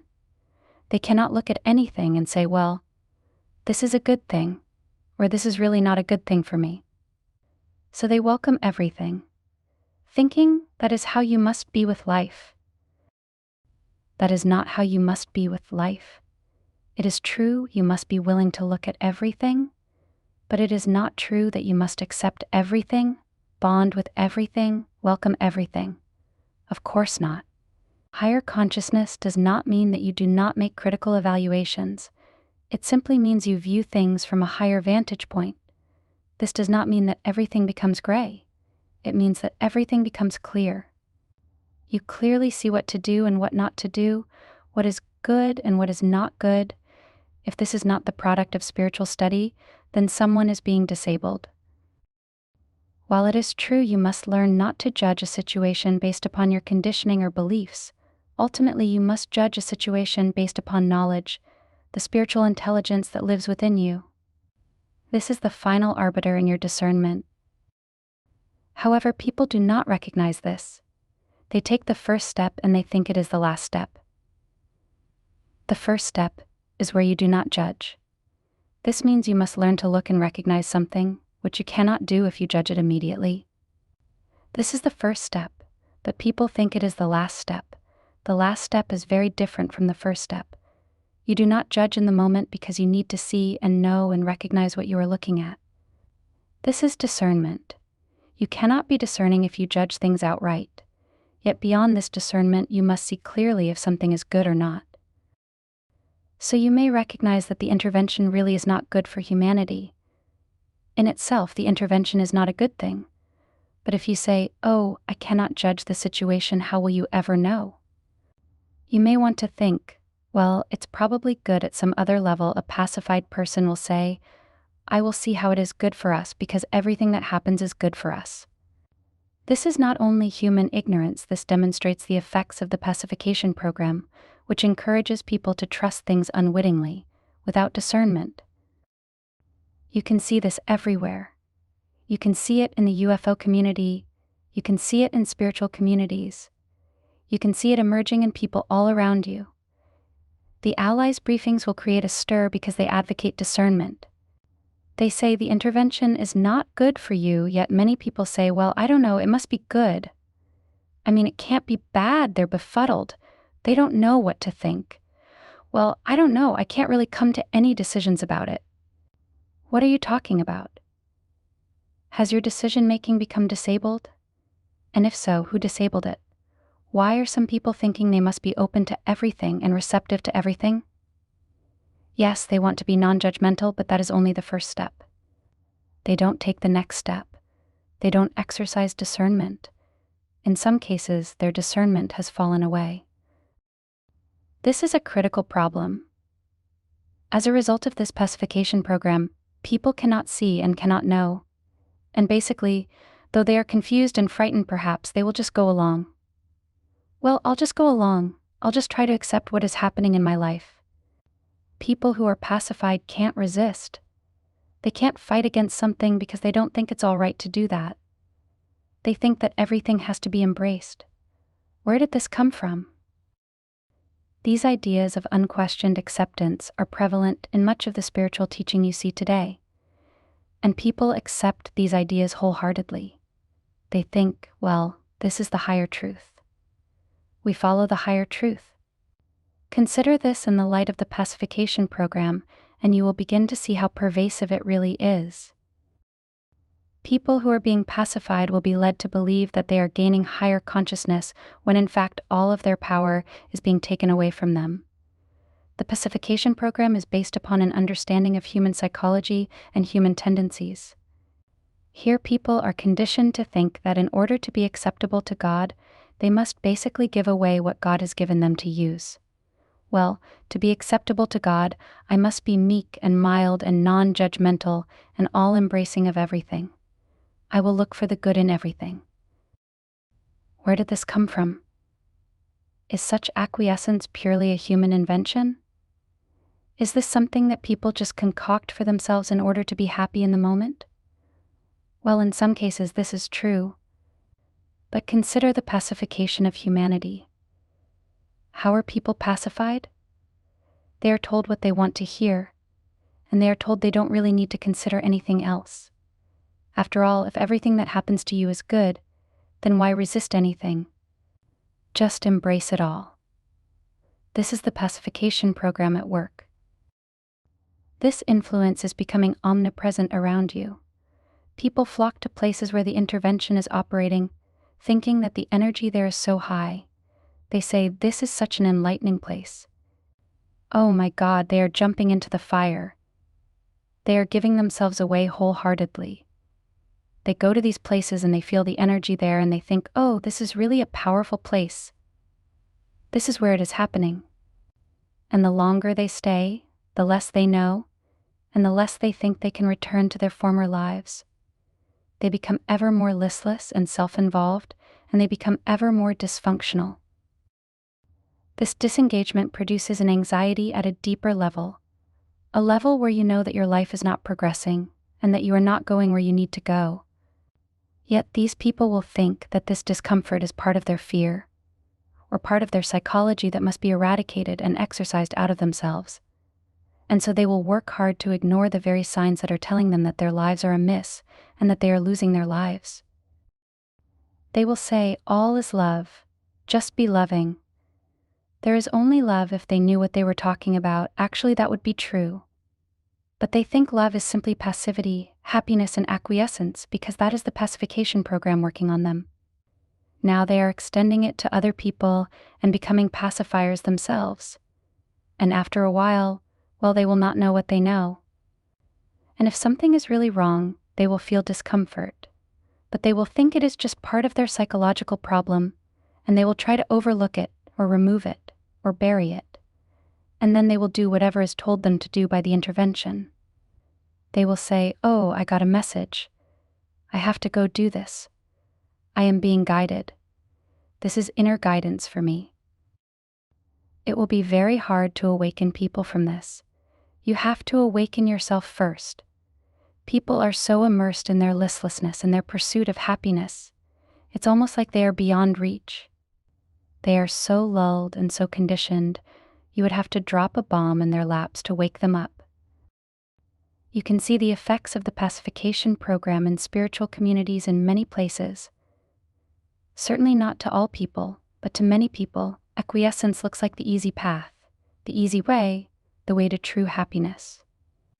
Give up knowing anything, give up evaluating anything, give up resisting anything, and it looks like, oh, everything is just happiness from now on.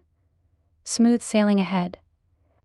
These nice people, the intervention will simply lull them into a listless state, and then basically they will not be a problem, and they will be receptive to whatever is given them. Their natural knowing will be so removed from their awareness, it will become the enemy now. They will think it is fearfulness. They will think it is negativity, and they will not want any part of it. This is actually happening now. We are talking about an extreme case, but these extreme cases are growing in scope and magnitude. Many more people are simply falling into this state, even the young people, some of whom are especially prone to this kind of conditioning. Consider this. True happiness comes from being true to yourself, from developing your own integrity, and from living honorably with your integrity. True relationships are based upon sharing real integrity with others, building relationships of integrity, relationships that express your deeper nature and purpose in life. However, look at the relationships of a pacified person who says, "Well, we're together as long as it feels good, as long as it's okay, and if we're not together, it's okay, and whatever we do is okay." But it's not okay, and they know it's not okay, but their natural knowing has been removed from their awareness. As a result, they say, "I will not feel those things. They disrupt my happiness, my peace, my equanimity." And yet there is no peace or equanimity because there is no integrity. And because there is no integrity, there is no real relationship. Do you see here how the poison is immersed in the very food that people want to eat? Spiritual food is being poisoned. How many spiritual teachers today are teaching real discernment? How many are promoting real personal integrity? How many are encouraging people to look clearly and see? How many teachers are encouraging their students to respond to the world? There are indeed some, but look around and you will see the Pacification program being promoted unknowingly. How perfect this is for the alien agenda. It takes time, but from their perspective, well, the results are worth it. The intervention will then have a vast network of compliant people through which their agenda can flow. And the people will never know where it is coming from. In another scenario, the situation becomes more complicated. Here the intervention begins to show its darker side. Not everyone can be easily pacified. Those who cannot be pacified by the intervention will be directed by the intervention to judge those who oppose it. This will be particularly true for people who have extreme religious views and prejudices. These people will be directed to condemn those who do not share their views. Indeed, there are people in some religious communities who will receive messages that all the enemies of Christ must be eradicated if they cannot be saved, and that the second coming will require the cleansing of the human family. There are individuals today who are being so directed, and though they do not necessarily represent the leadership of these religious communities, their emphasis will grow as their frustration grows. They are waiting for the great arrival of Jesus, and they think it is not happening because of the sinfulness of the human family, sinfulness that must now be eradicated and not simply resisted. And the Jesus who will come will not be the real Jesus, but will be the Jesus prepared through the intervention. This will be a false Jesus that they cannot really recognize because they are not developed in knowledge. This Jesus will not bring peace but a reckoning. This reckoning will be welcomed by the followers because they are full of grievances themselves and believe that their prophecies are not being fulfilled because of the sinfulness of humanity, and that this sinfulness must now be removed in order to bring heaven on earth. Can you see for a moment how easy it would be for a greater community presence here? The intervention, so skillful in influencing the mental environment and so aware of human tendencies and frailties, to provide this kind of influence. Can you see how, because of this manipulation, the righteous could begin to wage war against those people who disagree with them and against those who would preserve knowledge in the world? Can you see how easy it would be for this to be generated? Even the true believers in Christ would be targeted, for they do not share these grievances, and thus they are not in conformity with those individuals who are being directed by the intervention. True believers in Christ would emphasize harmony and recognition and tolerance. But those being directed by the intervention only want revenge for their failed prophecies. They want God's punishment to be exacted, and they are willing to be the executioners. They are willing to be the judge and the jury to carry out what they believe now is God's will. How will the intervention eradicate its opponents? Should it gain enough power, you can see how this can be done. Where pacification cannot be achieved, the intervention will influence people to carry out their hostilities upon one another. As the world becomes more difficult, as resources diminish, as populations grow, as competition increases, as tragedy occurs more frequently, people's sense of tolerance will diminish, and their grievances will be encouraged not only by the intervention, but certainly by those people who are ambitious and want to put themselves in positions of power. How perfectly this falls into the alien agenda, which seeks to simplify and restructure human allegiance. The intervention does not care what religion they use so long as it can achieve these results. That is why a devout Christian, Muslim, Hindu, or Buddhist must all learn the way of knowledge. Otherwise, how could they tell the difference between a spiritual influence and a greater community influence? To the undiscerning, well, it all looks like it's coming from a higher place from the heavens. Who, then, can you trust? The intervention can create wonderful spiritual scenarios to activate those individuals who are most prone to be their messengers. It is not difficult for the intervention to do. They simply stage a drama and put someone in the middle of it, and this person cannot tell the difference.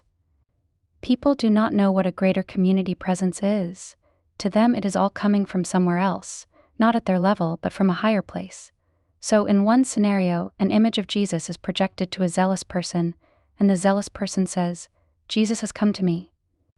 And the Jesus says, "You must gather my true followers and you must denounce all others," and the zealous follower says, "Yes, Master, yes, Master." Incredible? Yes. Impossible? No.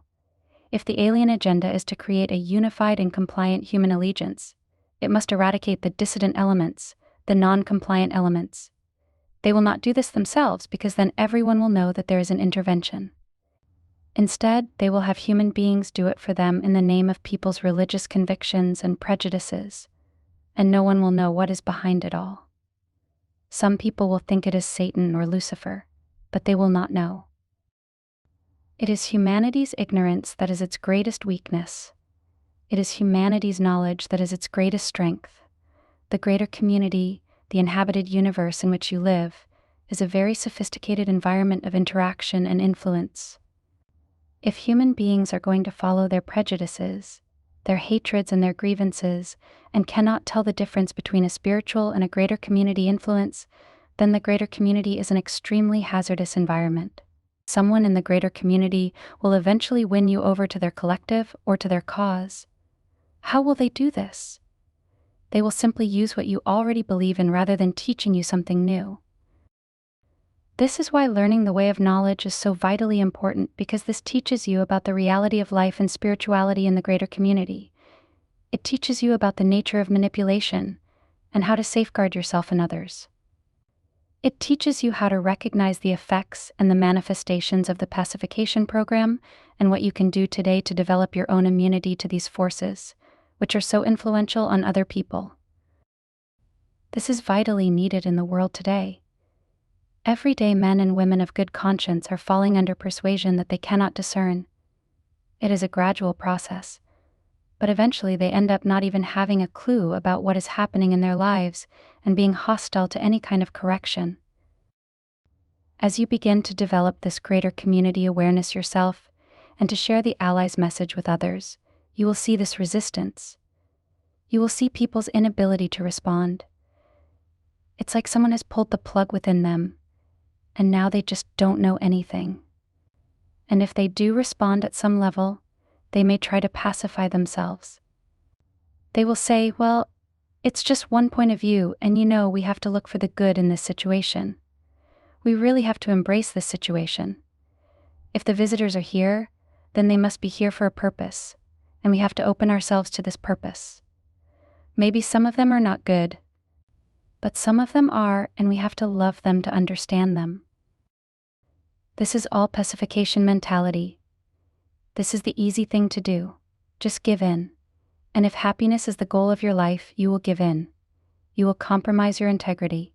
You will deny your own anxieties. You will overlook the signs and the flags and the clues that tell you that something is not right here. You may tell yourself, "Well, it is all just part of the drama of life, and I will be above it all." Throughout the world today, the wise are retreating because the intervention is here. Only a few are in a position to advocate. Marshall is one of those people. Yet he will need others to help him. The world has not been lost, but the risk of it being lost is increasing. Therefore, you cannot simply retreat and go live the rural pastoral life somewhere, tuning it all out, just being happy every day, going back to nature, carrying the water jugs, planting the corn, cooking the meals, and living through the seasons. That is over. If you are going to be conscious, self-determined, and have your own integrity, there is no running away now. There is no heading for the woods and pretending it's not happening. There is no more constant therapy on oneself. In the end, the only real therapy is to become real with what you know, to stand for what you know, to learn the wisdom necessary to carry what you know and to communicate what you know compassionately and powerfully. This is what any form of real therapy must lead to. Are you going to go back and repair your childhood? Are you going to find the unrequited love that your parents did not give you? People who become too concentrated on these things become disabled. They become wheelchair-bound in their own minds. They could all become advocates for the truth, but instead, all they become is advocates for therapy, and not a great deal of therapy done today leads to the truth. There is no running away. There is no fulfilling yourself personally at the expense of establishing your own integrity, knowing the truth and standing for the truth. Humanity must become united, or it will be dominated in the greater community. This is so obvious when you think about it. If other forces beyond your world want your planet, its resources and human allegiance, well, if the human family is divided, you're really inviting others to move in on you. Sure, come on. There is plenty of room for everyone. Those who resist the intervention will be accused of being unenlightened and fearful. Some will be accused of resisting the intervention to protect their special interests. And there are some people who will resist the intervention for these interests. However, there are those who will resist the intervention because it is an intervention. But with the pacification program, who can even call it for what it is? Who can say, this is what it is without incurring resistance and condemnation? This is a real problem today. We encourage the development of people's discernment, discretion, and the application of their critical faculties. What we encourage here is not based upon personal prejudice or social conditioning, but upon knowledge. Knowledge is the part of you that knows. It is the greater mind within you that the Creator has given to you to meet the challenges and opportunities of your life. It is the voice of conscience within you. People compare their belief systems and judge each other, but this is not what we are talking about. We are talking about rescuing humanity from a situation which would enslave it. We are talking about preserving human freedom and self-determination and encouraging human integrity in the midst of forces from the greater community who are intervening in your world. Is achieving this impossible? Well, in a way, the truth always looks impossible. The promotion and preservation of the truth always looks like it's facing insurmountable odds. But that is only because the truth is not valued, recognized, and felt deeply by enough people. What will get humanity out of this predicament is the same thing that will get humanity out of every predicament. It is facing the truth and doing what needs to be done. There are many people in the world today who are very uncomfortable because they know that something really wrong is happening. Perhaps they think that their discomfort is just their own psychological problem. Perhaps they think it is a political, economic, or environmental problem alone. If they do not have a greater community awareness, then they have to focus their attention on something else and look for some other kind of cause. But they know that something is not right about what is happening today. Things don't feel right. Things are moving in a direction that they should not be moving in. Something is going on that is going to change things, but not in a good way. And the people who feel this are uncomfortable. They wake up with this discomfort, they go to bed with this discomfort. It's just there. They feel it when they are out in the world. Something is not right. Where does this discomfort come from? Why is it there? You can meditate. You can go on vacation. You can have nice food. And you can have moments of delight. But then you return to the discomfort. Something is amiss. It's not simply because there is poverty or war or deprivation in the world. These have always been with you. Something else is going on here. Something else is really not right. Yet you look around and most people are oblivious. They don't know it, they don't feel it, and they don't care. Or they have good excuses. Well, it's just human nature. Or it's people's fear. They just need to be more loving. And you hear really lame excuses for something that is tremendous. Your awareness needs to grow. Your fire needs to grow and become stronger, the fire of truth, the fire of knowledge. Otherwise, your fire is always snuffed out, extinguished by personal ambivalence, personal fear, personal preference, or the kind of listlessness that is the product of the pacification program. The light of truth must become strong, because there are greater forces of darkness here now. The deception is deep and complex. The denial is pervasive, and the acquiescence is pervasive and growing more so every day. Only knowledge within you can penetrate it. Humanity is losing its freedom, slowly but surely, and in such a way that this loss will be very complete because of the cleverness of the agenda behind it. This can happen because of the predispositions of so many people today. This can happen because of the effects of the pacification program, which is so well established now in many parts of the world. Therefore, it will take courage and a strong advocacy to activate those people who already feel the discomfort, who already feel the problem but cannot identify it or its source. And it will take a strong advocacy to reach those people who have begun to acquiesce but whose sense of integrity is intact enough that they know that there is a problem within them and around them, and who are struggling to maintain their clarity of mind as the fog descends. For those who have acquiesced completely, there may be no answer. They may be beyond your reach. It would take a greater power, the angelic presence, to reach them. But even here, it is quite difficult because the pacification can become so complete that people will think that the very hand of grace that is trying to rescue them is the very thing they must avoid. You can only reach those who are uncomfortable, who have a sense of knowing that their integrity is being violated, and who have begun to feel the persuasion of the intervention, but have not acquiesced to it. There are many people in this camp. You are not speaking to a minority. This advocacy will take time. It is not something that can be done in a few weeks, months, or years. It is something that must be continuous. Humanity's emergence into the greater community will be quite difficult because of the intervention. It will require that a higher consciousness be cultivated, protected, and maintained in enough people.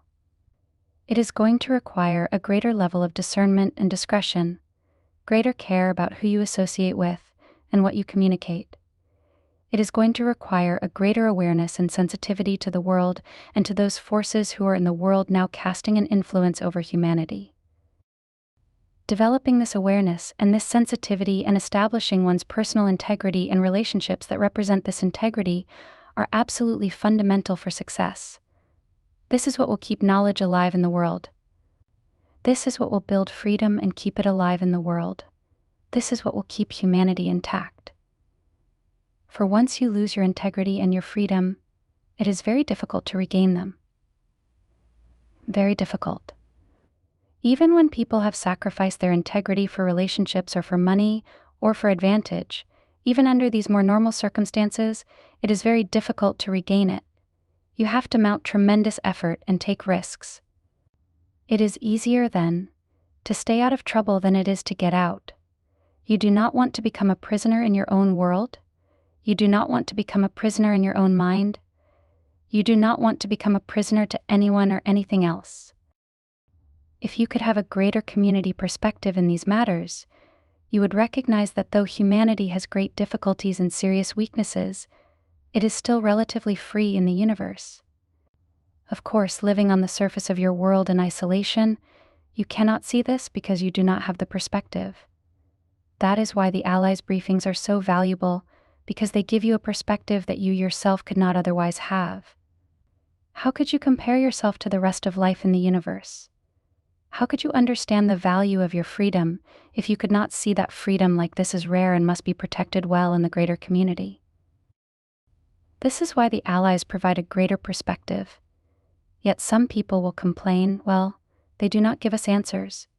They do not tell us dates and facts and figures and locations. That is not what is important. It is the understanding, the perspective, the higher consciousness that are critically important. Who cares where the Allies come from? The names of their worlds would be meaningless to you. You are not going to be able to go there for so long. Certainly not in your lifetime. The Allies are providing what is important for you to know about the greater community and about the intervention. They are telling you who is here, why they are here, and what they are doing. They are pointing the way to what must be done to counteract this intervention, which includes the development of greater community awareness and a higher consciousness. This development must be emphasized always. It is so vitally important, or people will miss the whole point. They will just assume that this is merely some phenomenal thing that probably isn't true anyway. Some will say, these Allies don't even tell us their names or how they got here. This is stupidity. If God sends an emissary, do you deny the emissary because he does not answer trivial questions? God has sent the allies here to help educate humanity and to warn humanity of the grave risks that it faces at this time. Is this going to be denied because some trivial information is not provided? This is why the development of greater community awareness is vitally important now. This is why higher consciousness must be promoted and preserved. This is why you keep knowledge alive in the world. It is this that must be supported and honored at this great turning point. Honor this material. Recognize it as being a gift of grace. Respond to it. Have the courage to do this. Resist the pacification. Resist the influence to become listless and unresponsive to your own knowledge. Resist the temptation to devote yourself to your own happiness above and beyond everything else. Resist the temptation to attack people of other faiths, cultures, or nations. Resist the intervention through awareness, through advocacy, through understanding. Promote human cooperation, unity, and integrity. Third commentary, understanding the intervention. The Allies of Humanity briefings will arouse many questions. This is good because these questions must be asked and considered.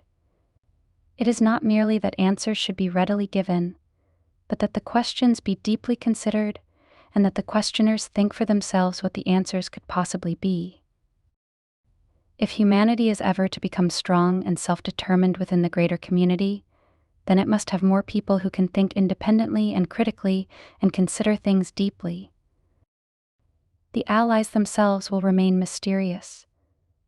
For some people, this will be difficult, but it must be this way, for the allies really are spying on the intervention, and to protect themselves, the allies must remain hidden. The allies themselves will not divulge much information about their origin, their identities, and so forth. They claim that this information would be meaningless to people, but really the greater reason for this is that the allies want to maintain their anonymity. This anonymity protects them and their sources. It is perhaps difficult to accept these things at first because people do not understand the difficulties of life in the greater community. They do not understand how knowledge must be transmitted from one race to another, particularly when there is a situation like an intervention underway. In a manner of speaking, humanity is under siege, though perhaps this seems too strong a word because the activities of the visitors seem so subtle and evasive, but given the results of this intervention, the word siege here really is appropriate. If you try to help another nation that is under siege and you want to remain hidden, then you have to protect yourself and your sources and communicate in such a way that the message can be dispensed effectively with minimum risk of the information being destroyed or corrupted in any way. This is why the message is being given to one person. If it were given to many people, they could perhaps misinterpret it, and they would have different versions of what they had been given, and then they would contend with each other, and the whole message could be lost or corrupted. As long as this one person can continue to receive the information, and if he has enough support around him, then this is the best protection against misunderstanding and against conflict arising. Since this is information that humanity cannot gain on its own, it must be delivered by those in the greater community who are attempting to help you, and who are concerned about your freedom in the future. How can humanity on its own understand the intricacies of relations in the greater community? This is not possible. And if any attempt were made to explain these things, well, it would seem fantastic, and people would have no way of verifying it for themselves, unless of course they were strong with knowledge. Therefore, the allies will remain mysterious. Some people will understand this. Some people will not understand this. The allies cannot reveal much about their own history beyond what they have told you in the briefings. Some people can accept this. Others will become suspicious. But what we are really talking about here is discretion. You do not reveal everything to people at the outset when they can barely understand or accept your initial offerings. Their first questions must go unanswered because they do not have enough trust in their contact, and they do not have enough trust in their own knowledge, the spiritual intelligence within them, to be able to discern what is true and what is not true. Because there is so little honesty in the world, what is truly honest will be suspected and will be considered devious, especially by those who are devious themselves. It is, in fact, very difficult to present something pure to the world without it being defiled or compromised, even at the outset. The one person chosen to receive these messages is chosen because he has no position in the world, because he has no social standing, and because he has been well prepared for this. Yes, he will have questions, and he does. Yes, he will be afraid of certain things, and he has been. But as long as he can receive the message and present it in a pure form, whether he himself can fully understand it or not, that is the important thing. Because the message is in a pure form and does not conform to people's expectations, preferences, or beliefs, at the outset not everyone will be able to comprehend it. And there will be much discussion and much suspicion, and many fears will be projected upon it, particularly by people whose previous understanding is challenged in any way by this new revelation. Obviously, people would want the Allies to be many things. They would want the Allies to be saviors. They would want the Allies to be rescuers. They would want the Allies to intervene and prevent any other greater community force from having access to your world. And people will feel, perhaps, like they have been betrayed or let down because the Allies are not here to protect humanity. But think about this. If the Allies were here to protect humanity, they would have to continue to protect humanity, which would require them, in effect, to take control of your world. All governments in your world would then have to be coordinated with the activities of the Allies. This then would lead to your loss of freedom, even loss of freedom to a friend. It is not the Allies' purpose to circumvent human authority. It is not their purpose to change governments or allegiances between nations. Their purpose is only to observe the intervention and to deliver their commentaries. If you want someone to save you, you will give them your power to do so.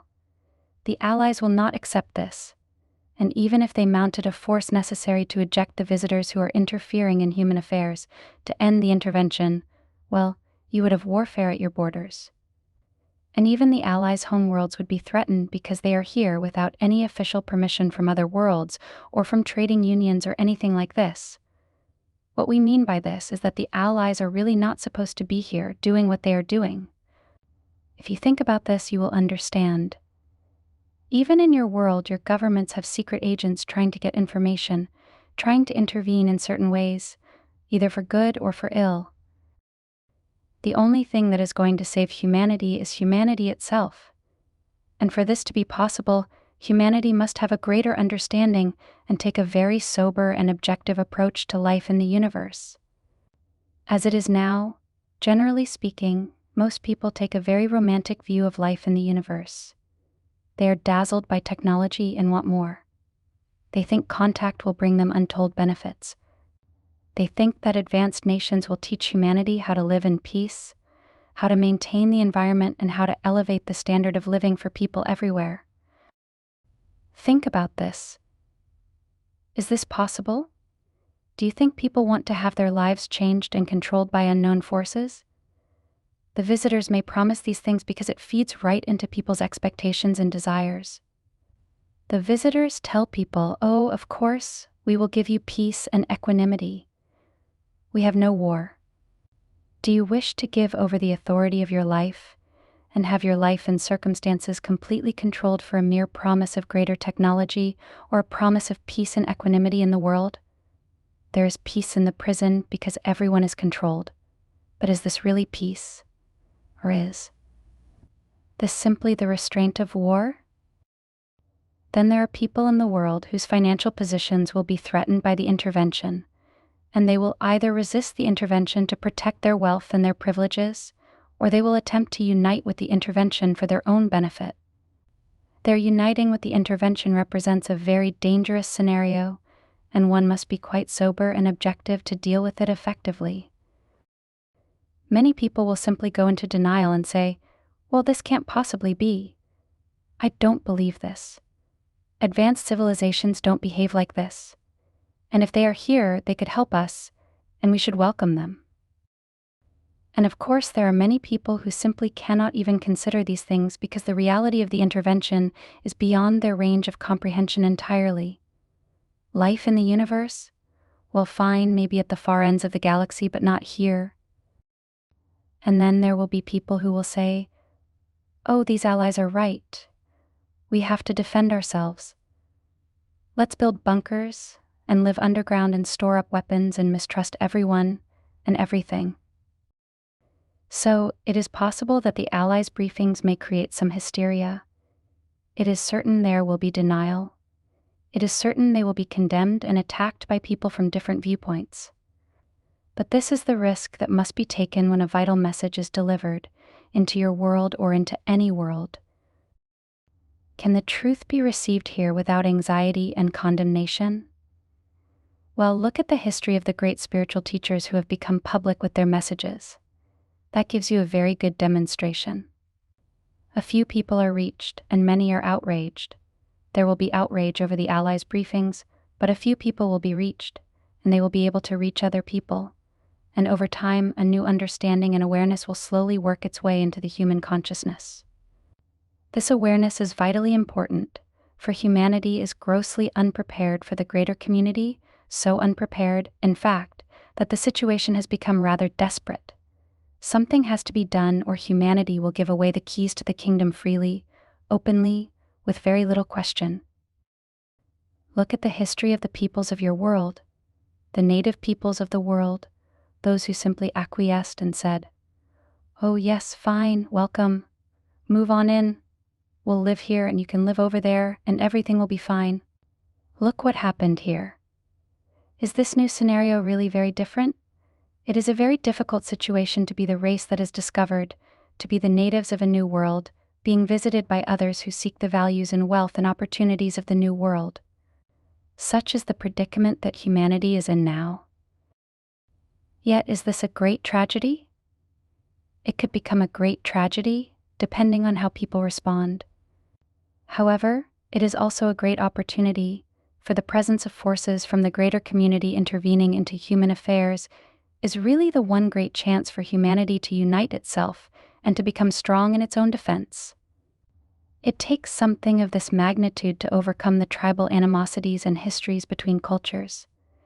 It takes something greater, a greater problem, to unite people. It is like being in a house on fire. If people in one room won't speak to people in another room, and the people upstairs hate the people downstairs, and the house is on fire, well, you either help each other or you perish. The world is like a house on fire. It is on fire through environmental degradation and through increasing conflicts between nations and cultures. But the greater fire in the world is the presence of the visitors. The greater fire is the intervention. Humanity can deal with these other problems, though it has not done so sufficiently yet. But can it deal with the presence of those from beyond the world who possess skills that humanity has not yet cultivated? You can clean up your own backyard, you can change the structure of government, you can slowly, with great difficulty, bring greater justice into the world, and indeed this must be done. But can you deal with the reality of intelligent life from beyond your world without romance, without hopeful expectation, without greed? Can you deal with this objectively and honestly? Can you say to the visitors, all right, if you are here, then you must reveal yourselves and your intentions, and we will determine if you have a right to be here or not. As the Allies describe in their briefings, humanity should not let any foreign race upon its soil without permission from the population. Obviously, under current circumstances, this permission was never asked for and never granted. That is why it is an intervention and not a visitation. Visitors are welcomed in. They have asked permission to visit. They are here on a visit, with the permission of those being visited. But an intervention does not have this permission. It is forced upon you. Some people may say, perhaps the visitors did ask for permission, and it was denied by the governments of the world. Well, even if this were the case, the visitors should be on their way and not be here. Even if the governments of the world made a mistake in not welcoming the visitation, if it was not welcomed, then the visitors should not be here unless they came to conquer and to intervene for this purpose. Why else would they be here, and getting so involved in human affairs, taking such great interest in human physiology, psychology, and religion? Do you think they are lacking these things and that is why they are visiting? Do you think they are going to steal the books out of your library? They could get all this information simply by being observers and collecting all of your data and information and transmissions and so forth. They would not need to be here interfering in human affairs to learn about you. Some people think, well, they need our reproductive abilities, or they need our spirituality, or they need our emotions, or they need our religion. This is all foolishness. This is turning a blind eye to the obvious. Why do nations intervene with one another? Think about this. It is no different in the greater community. The obvious is being missed. People want to think of it in other ways because it is easier to deal with. For goodness sakes, yes. Some people say, oh, they are here because they need our help. They need our blood supplies. Or they need our religion, and we will help them, and we will help them, and we will feel so good about ourselves, and they will be so grateful. Some people think, well, they are here to bring us new technology and help us end pollution. Do you think people and governments would use this new technology in such a way? Nations in the world would step upon each other to have this new technology for superiority and strength because nations are competing with each other. Some people say, well, they are here because they want to study us. Why would they want to study you? They could study you by receiving your transmissions, which are being projected out into space. Your information is very accessible. It does not require them to be here to study you. And why would they want to study you anyway? Why would so much time and effort be spent in studying human beings? Do you think this is a science project? Do you think this is a cultural exploration? Do people think that humanity is so fascinating, so marvelous, and so remarkable that other races would spend this kind of time studying you? The only reason that races are studied is for economic or political advantage in the greater community, and these races are studied without their permission. Would you want someone to say, we would like to study you? Would you be our laboratory experiment for the rest of your life? We will try not to harm you. Would you agree to that? Especially if you found out that you were being used in order for your investigators to take advantage of everything you are and everything you have? Many people think, well, the visitors are here to help us, but really they are here to help themselves. And people are making it very easy for them to do this. So you might ask, well, why aren't more people aware of this? The answer to that is difficult, because it deals with several different factors. The first is people's cultural conditioning and religious conditioning that really do not allow for the reality of intelligent life in the universe, regardless of their perhaps liberal views on the subject. When it comes right down to it, there is no place in human awareness for life in the universe, unless it is at the level of a primitive life form, of course. A piece of bacteria is fine. An intelligent race intervening in human affairs is not fine. The governments of the world will not reveal what they know because they have no defense, and the defenses they do have, they cannot fully employ without notifying the public, and they do not trust the public, their own populations, to support such an effort without going into panic. Would the government of your country publicly announce, we have an intervention going on from races beyond the world. We don't really understand their technology. We are not sure of all of their activities, and we have no defense against them? People think they should be told, but most people could not handle it. They could not take it in. They would run and try to hide somewhere. They would think the end of the world was at hand. There are people who are aware of the intervention but say, well, we must be very careful not to come to any premature conclusions here. I mean, we have to gather more facts. We need more evidence, really. For what? Can't you just see this and know this for what it is? Are you going to spend the rest of your life piecing it together in little tiny pieces? This is not a science experiment. This is the interaction between life forms. If you were diagnosed with a serious illness, would you want to become part of a laboratory experiment? Or would you want to get cured? You would likely want a path of healing established as soon as possible, and if you were sincere about relieving yourself of your illness, you would give it all of your attention. But certain people treat the intervention as if it were a science experiment, and they are going to take a very long time and piece it all together, and they don't want to be wrong. Meanwhile, their world is being undermined right underneath their feet. They don't know it, and they don't see it, and they don't want to come to these conclusions because they seem unscientific, and they seem outrageous. And where is the proof? And what is proof? How much do you have to see before it is clear? Given the clandestine nature of the intervention, well, not much is being shown to people. Not in broad daylight anyway. So, attempting to be scientific, you piece it together, and you are on the path of seeking the truth, and you don't get the truth, and you haven't gotten the truth, and you won't get the truth.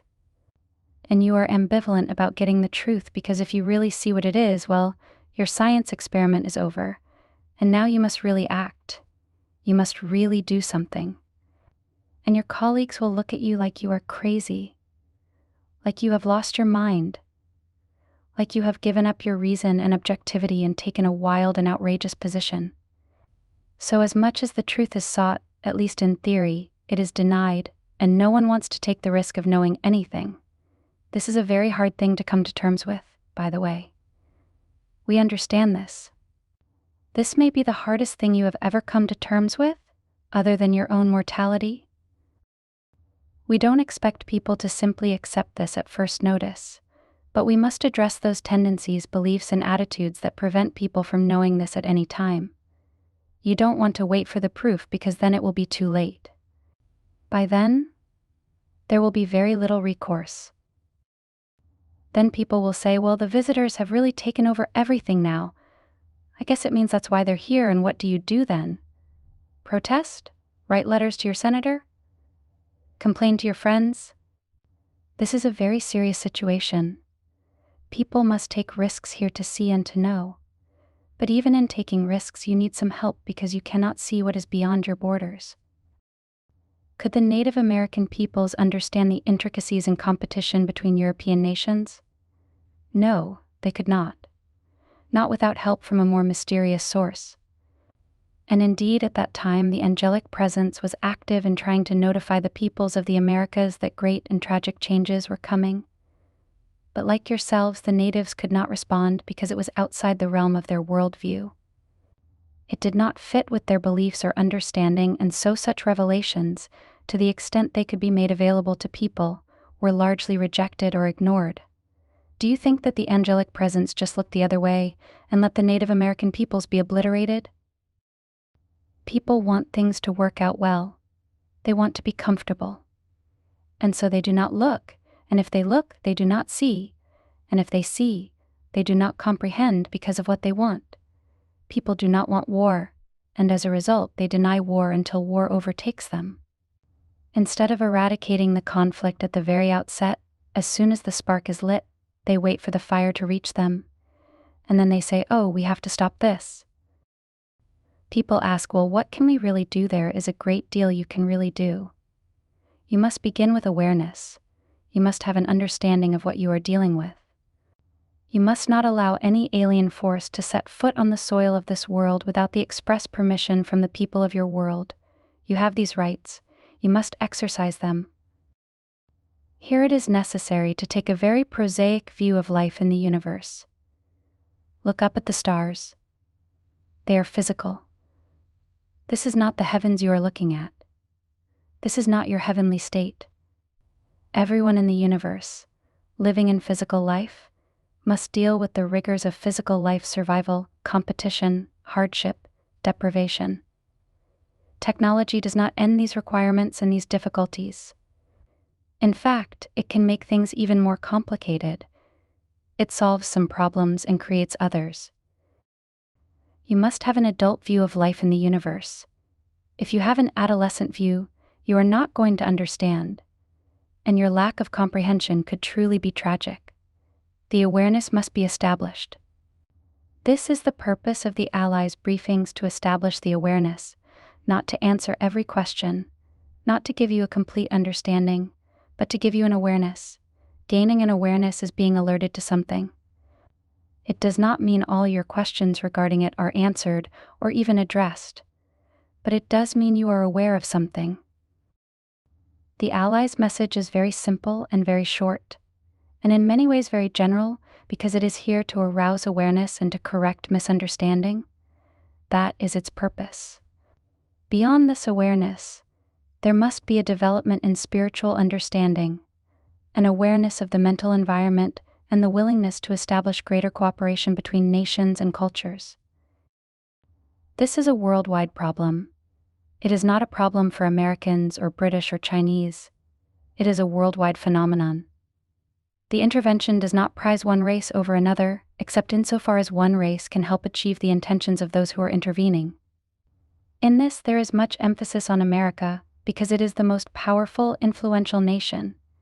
But this is a worldwide phenomenon. You as human beings are being challenged.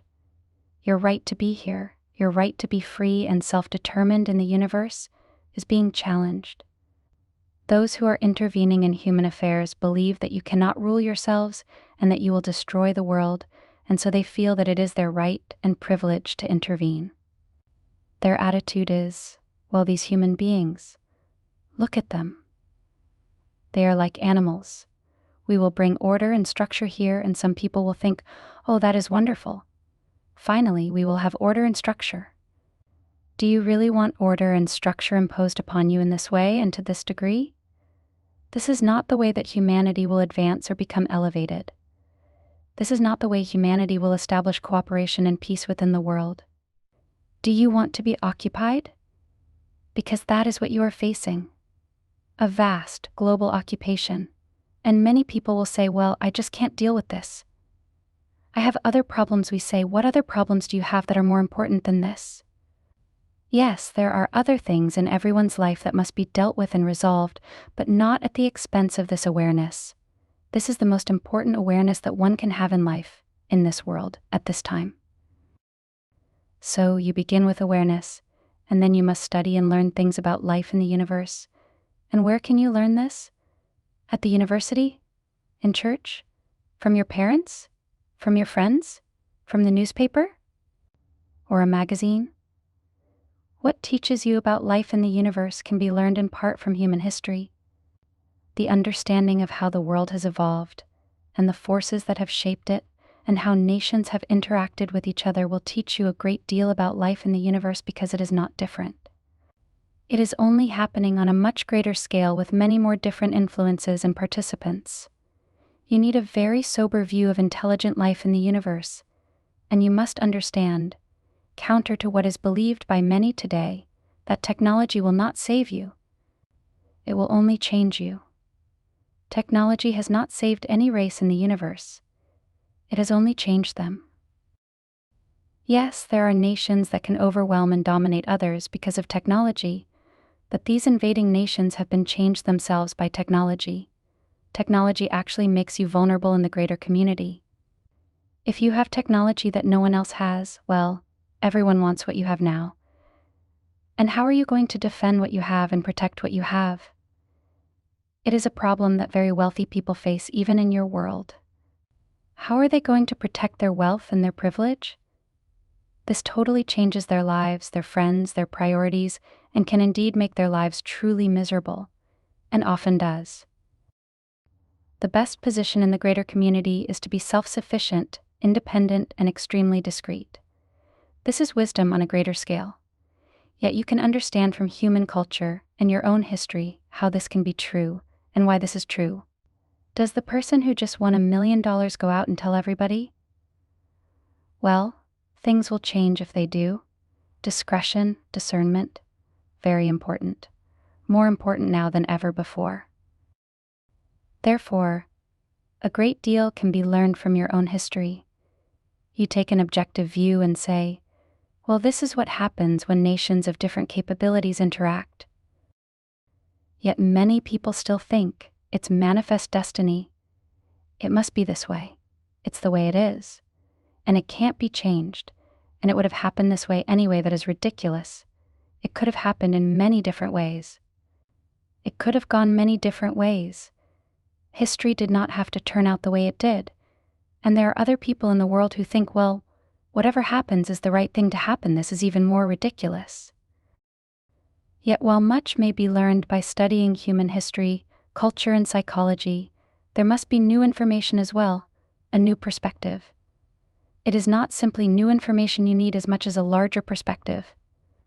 If you look at things the way you have always looked at them, you are going to see what you have always seen, and nothing new is going to be revealed.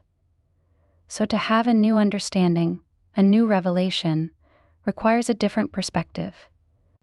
Otherwise, the mind simply protects what it already believes in and fends off or fights off anything that challenges that. A new spiritual perspective and an understanding of spirituality in the universe is being provided through the teaching in greater community spirituality. Instead of receiving this gift from the Creator, some people may say, well, this is all coming from one person. He is going to become so rich and powerful, hey. We hope he doesn't get destroyed, actually. Is it a blessing to have all of this given through you into the world? Is it really a blessing to be maligned and condemned or even deified by people? We think it is a great burden and a great sacrifice to accept such a responsibility. The best thing you can hope for is anonymity, but you won't have it because sooner or later people will find out. Well, this person really says that he has something that no one else has, and then everyone goes crazy about it. How can someone say this? Who does he think he is? He must be cavorting with the devil. And if he is cavorting with the angels, well, why does he get to be the one and not me, you see? It is hard to be a messenger. Yet someone has to do it. And a person needs great assistance, or it cannot be done. They must have great self-trust, great confidence in the Creator, and great discernment to tell whether they are being correctly or incorrectly guided. Certainly, anyone who is protecting their money or their social standing could not be in such a position without great personal conflict. Therefore, new information is needed here, a new perspective, a greater community perspective. You have to start thinking like someone who lives in a greater community, and not simply someone who lives in a neighborhood or a town. Perspective can be learned, and when you gain a new perspective, particularly a greater perspective like this, well, you can see and know things that simply were not obvious before. And these things will not be based upon speculation but upon clear observation. At some point you will say, well, of course no one should be visiting us without our permission. That becomes obvious. Right now, people never even think to ask that question. Well, I don't know. At some point you become aware that spiritually advanced races do not go around intervening in other people's worlds. They may send messages through observers, like the Allies of Humanity, but they do not intervene. The spiritually advanced in the universe do not do that, regardless of their cultures, their worlds, their temperaments, or their natures, because this is wisdom, and wisdom is universal. So just because someone can fly in a spacecraft and get here quickly, relatively speaking, to think that they are spiritually advanced, well, that is ignorance. So when you gain a greater community perspective, you realize that the wise do not intervene. The wise do not come here and change everything. There are circumstances where genetic material will be given to an evolving race, but that is not what is occurring in the world at this time, we can assure you. Humanity has everything it needs to be successful. It does not need advanced technology. It does not need alien genetic material. Anyone who tries to tell you otherwise is either part of the intervention or is unwittingly supporting it. Humanity needs a new perspective, but within you and within the human race is the seed of knowledge, your spiritual mind. This knowledge is ancient and has been with you all along. If you can discover it, it will reveal to you what you need to know and what you need to do. Everyone who is born into the world today is born with the potential for understanding the greater community, because this is the time when humanity gains contact with life in the universe, which we call the greater community. This understanding is in you already. If any alien race tells you, well, we are here to enhance your genetic code, you must not believe this. It is not true. If you really want to be a laboratory animal, if you really want to be subjected to an occupation, if you think this is what it means to have contact with life in the universe, then what is going to change your mind? Experiencing the occupation and waking up one day and saying, my God, I am no longer a free person and I have no recourse? Is it too audacious to say that this is the most important problem in the world and that God has given an answer and the answer has been given in a teaching? Is it too audacious to say that this is the most important problem in the world and God has given an answer and the answer is being given through one person? How else would the answer be given? Would it be given to 100 people? The message would never get beyond them if it did. When Jesus came, were there 100 Jesuses, all competing with each other? Well, my Jesus is the real Jesus, but yours is not. That is not how revelation is brought to the world, because it does not work. We are beyond the world, we are the angels, so we can say audacious things and then go somewhere else. We don't have to deal with the repercussions. We just deliver the message and people either go crazy with it or they become illuminated by it. But we're somewhere else. It does not affect us. However, for the messenger, it is another story. He has to face all of the reaction that will occur. It is not an easy job. Be glad that you are not given this job. But understand that as your realization occurs, you will have to advocate for this awareness too.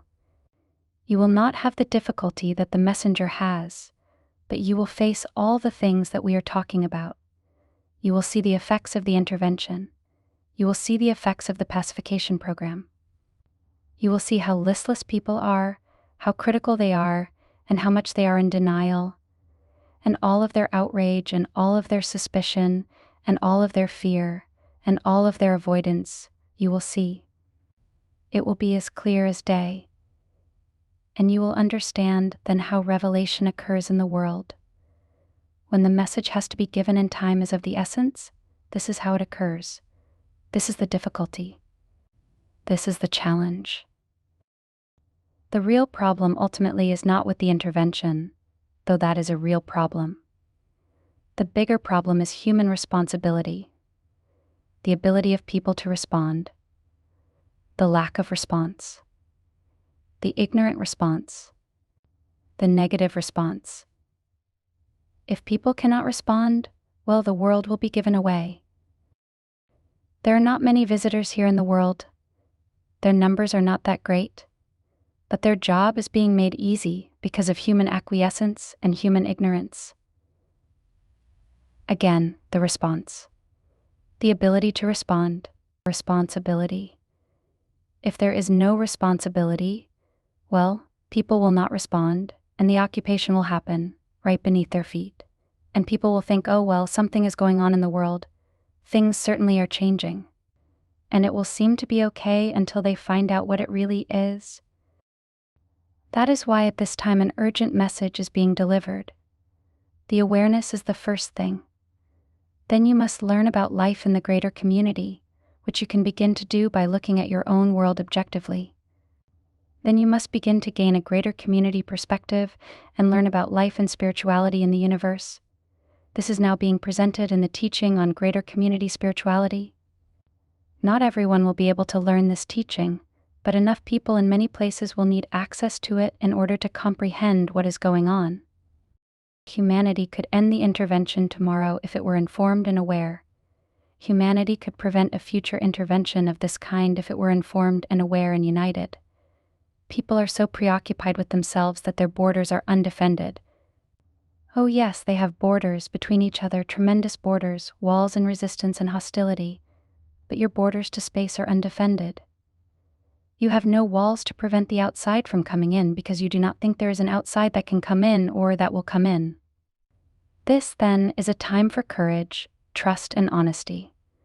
Time for a real reckoning within yourself. Read the Allies briefings and ask yourself, what do I really know, not what do I why want or why prefer? Or what do I believe, but what do I really know here? Is this really happening? Consult knowledge within yourself if you can. Not your ideas or your fears or your beliefs, but something deeper within you. That is where the real confirmation will happen. And it will take great courage to ask this because this awareness will change your life. It will set you free, and it will give you direction. But you must be willing to have this change within yourself. This is the revelation that happens within each person. It is much resisted, much delayed, but if it can take place, it is the most valuable thing. We send our blessings to you and ask that you receive this counsel and consider it for yourself, for you must make the ultimate decision. We can only inform, we cannot control. The presence of the teachers is with you.